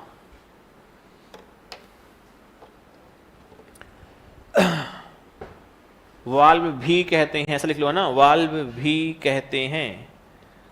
कल को कह दो कि क्या लिख दिया है वाल्व मास्टर ने, है ना? वाल्व भी कहते हैं किसे? वैक्यूम ट्यूब को। ठीक है। तो समय हो गया, मेन डिवाइस हो गई, और प्रोसेसिंग डिवाइस की बात हो गई, कब बनी, किसने बनाया, ये बातें हो गई। इसके बाद हमारे पास आएगा भाषा। फिर है हमारे पास, उसे कहते हैं हम मेमोरी, है ना? और फिर रहेगा एग्जाम्पल, कि पहली पीढ़ी का एग्जाम्पल कौन सा है। 3 महत्वपूर्ण बिंदु हैं जहां से आता है प्रश्न। एक तो तुम्हें समय याद हो, प्रश्न आने का तरीका है, फिर पता हो मेन डिवाइस, और फिर पता हो एग्जाम्पल। बस 3 बिंदु आपको याद हो कम से कम। समय हर पीढ़ी का याद हो, हर पीढ़ी में कौन सी डिवाइस का इस्तेमाल होता है ये याद हो, और एग्जाम्पल। प्रश्न आ गया तुमसे, मान लो कि PDP 8 कौन सी पीढ़ी का कंप्यूटर है? ये आते हैं प्रश्न से, आपके एग्जाम में खूब आ रहे हैं, तो तुम्हें पता हो। हमने कहा कि PDP 11 कौन सी पीढ़ी का है, तो ऐसे आते हैं प्रश्न। ENIAC कौन सी पीढ़ी का है? एप्पल सेकंड कौन सी पीढ़ी का है? ऐसे प्रश्न बहुत सारे पहले आ चुके हैं परीक्षाओं में, तो हम पढ़ेंगे उनको अच्छे से। समय हो गया क्या? है समय कि नहीं है? अरे है, 4 मिनट बहुत है। आए आगे बढ़े। आइए, हमारे पास अब जो आएगा ये क्या है? तो ये है वैक्यूम ट्यूब है। लिख देता हूं कि क्या है ये है वैक्यूम ट्यूब है। वैक्यूम ट्यूब होती हैं ऐसी। ये भी वैक्यूम ट्यूब ही लगी हुई हैं, इनको भी देख लो, फोटो लगी हुई है एक आपके पास, और एक हमारे पास एग्जाम्पल लिखे हैं, कोई बात नहीं, आए देखिएगा। फिर हमारे पास है कि भाषा, पहली पीढ़ी की भाषा कौन सी थी, तो इसे हम कहते हैं क्या, मशीन भाषा। कौन सी भाषा थी, देखो भाषा हम अलग से पढ़ेंगे, आगे जब पढ़ेंगे सॉफ्टवेयर तो वहां पढ़ेंगे अपन भाषा को, मशीन क्या है, असेंबली क्या है, जावा के बारे में। अभी फिलहाल रखते ना कि भाषा कौन सी है, मशीन भाषा है। और मशीन भाषा का अर्थ क्या है, जिसमें क्या हो, 0 और 1 का प्रयोग करके हमने कुछ ना कुछ लिखा हो, उसे कहते हैं क्या अपन, मशीन भाषा। फिर हमने कहा कि यहां हमारे पास बात आएगी मेमोरी की, किस मेमोरी के रूप में किसका यूज किया गया, तो क्या कहोगे, पंच कार्ड। मेमोरी के रूप में पंच कार्ड, या बोलते हैं अपन पेपर टेप, पेपर टेप है ना, का उपयोग किया गया था। फिर हम कहते हैं ऑपरेटिंग सिस्टम। अब ओएस क्या होते हैं, इनकी बात करेंगे अपन कल, है ना। ऑपरेटिंग सिस्टम जो था इसमें कौन सा था, ये था बैच प्रोसेसिंग। पहली पीढ़ी का जो ओएस है, ओएस का अर्थ होता है जैसे तुम्हारे पास अभी पड़ा हुआ है एंड्रॉयड, एंड्रॉयड क्या है हमारा, ओएस है। तो यहां हमारे पास तब थे बैच प्रोसेसिंग ऑपरेटिंग सिस्टम, और आखिरी में अपने पास है एग्जाम्पल। हाँ हाँ बिल्कुल, बाइनरी लो लेवल बिल्कुल हम बोलते हैं इसको। तो हम ये सब सारी बातें कहाँ करेंगे, जब पढ़ेंगे भाषा।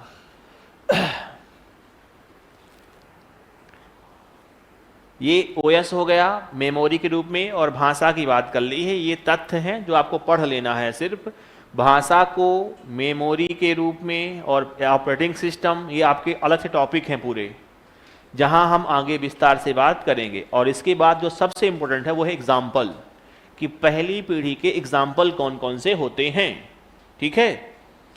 और एग्जाम्पल में बहुत सारी बातें करनी है, हालांकि अपने पास डेटा लिखा हुआ है, लेकिन पढ़ेंगे कल, ठीक है। एग्जाम्पल हमें हमारे पास नाम बहुत सारे हैं, हमने कहा कि एनियक है, यूनिवैक है, आईबीएम है, एडसैक है, तो इनकी बात करेंगे हम कल, क्योंकि यहाँ इनके फुल फॉर्म है और बहुत सी बातें हैं वहाँ, है ना। तो इसको करते हैं यहीं विराम, आज अपना समय हो गया है बच्चों, हो गया है ना, ठीक है। तो मुलाकात करेंगे आप लोगों से कल, तब तक के लिए नमस्कार, जय हिंद, टाटा, बाय बाय, राधे राधे।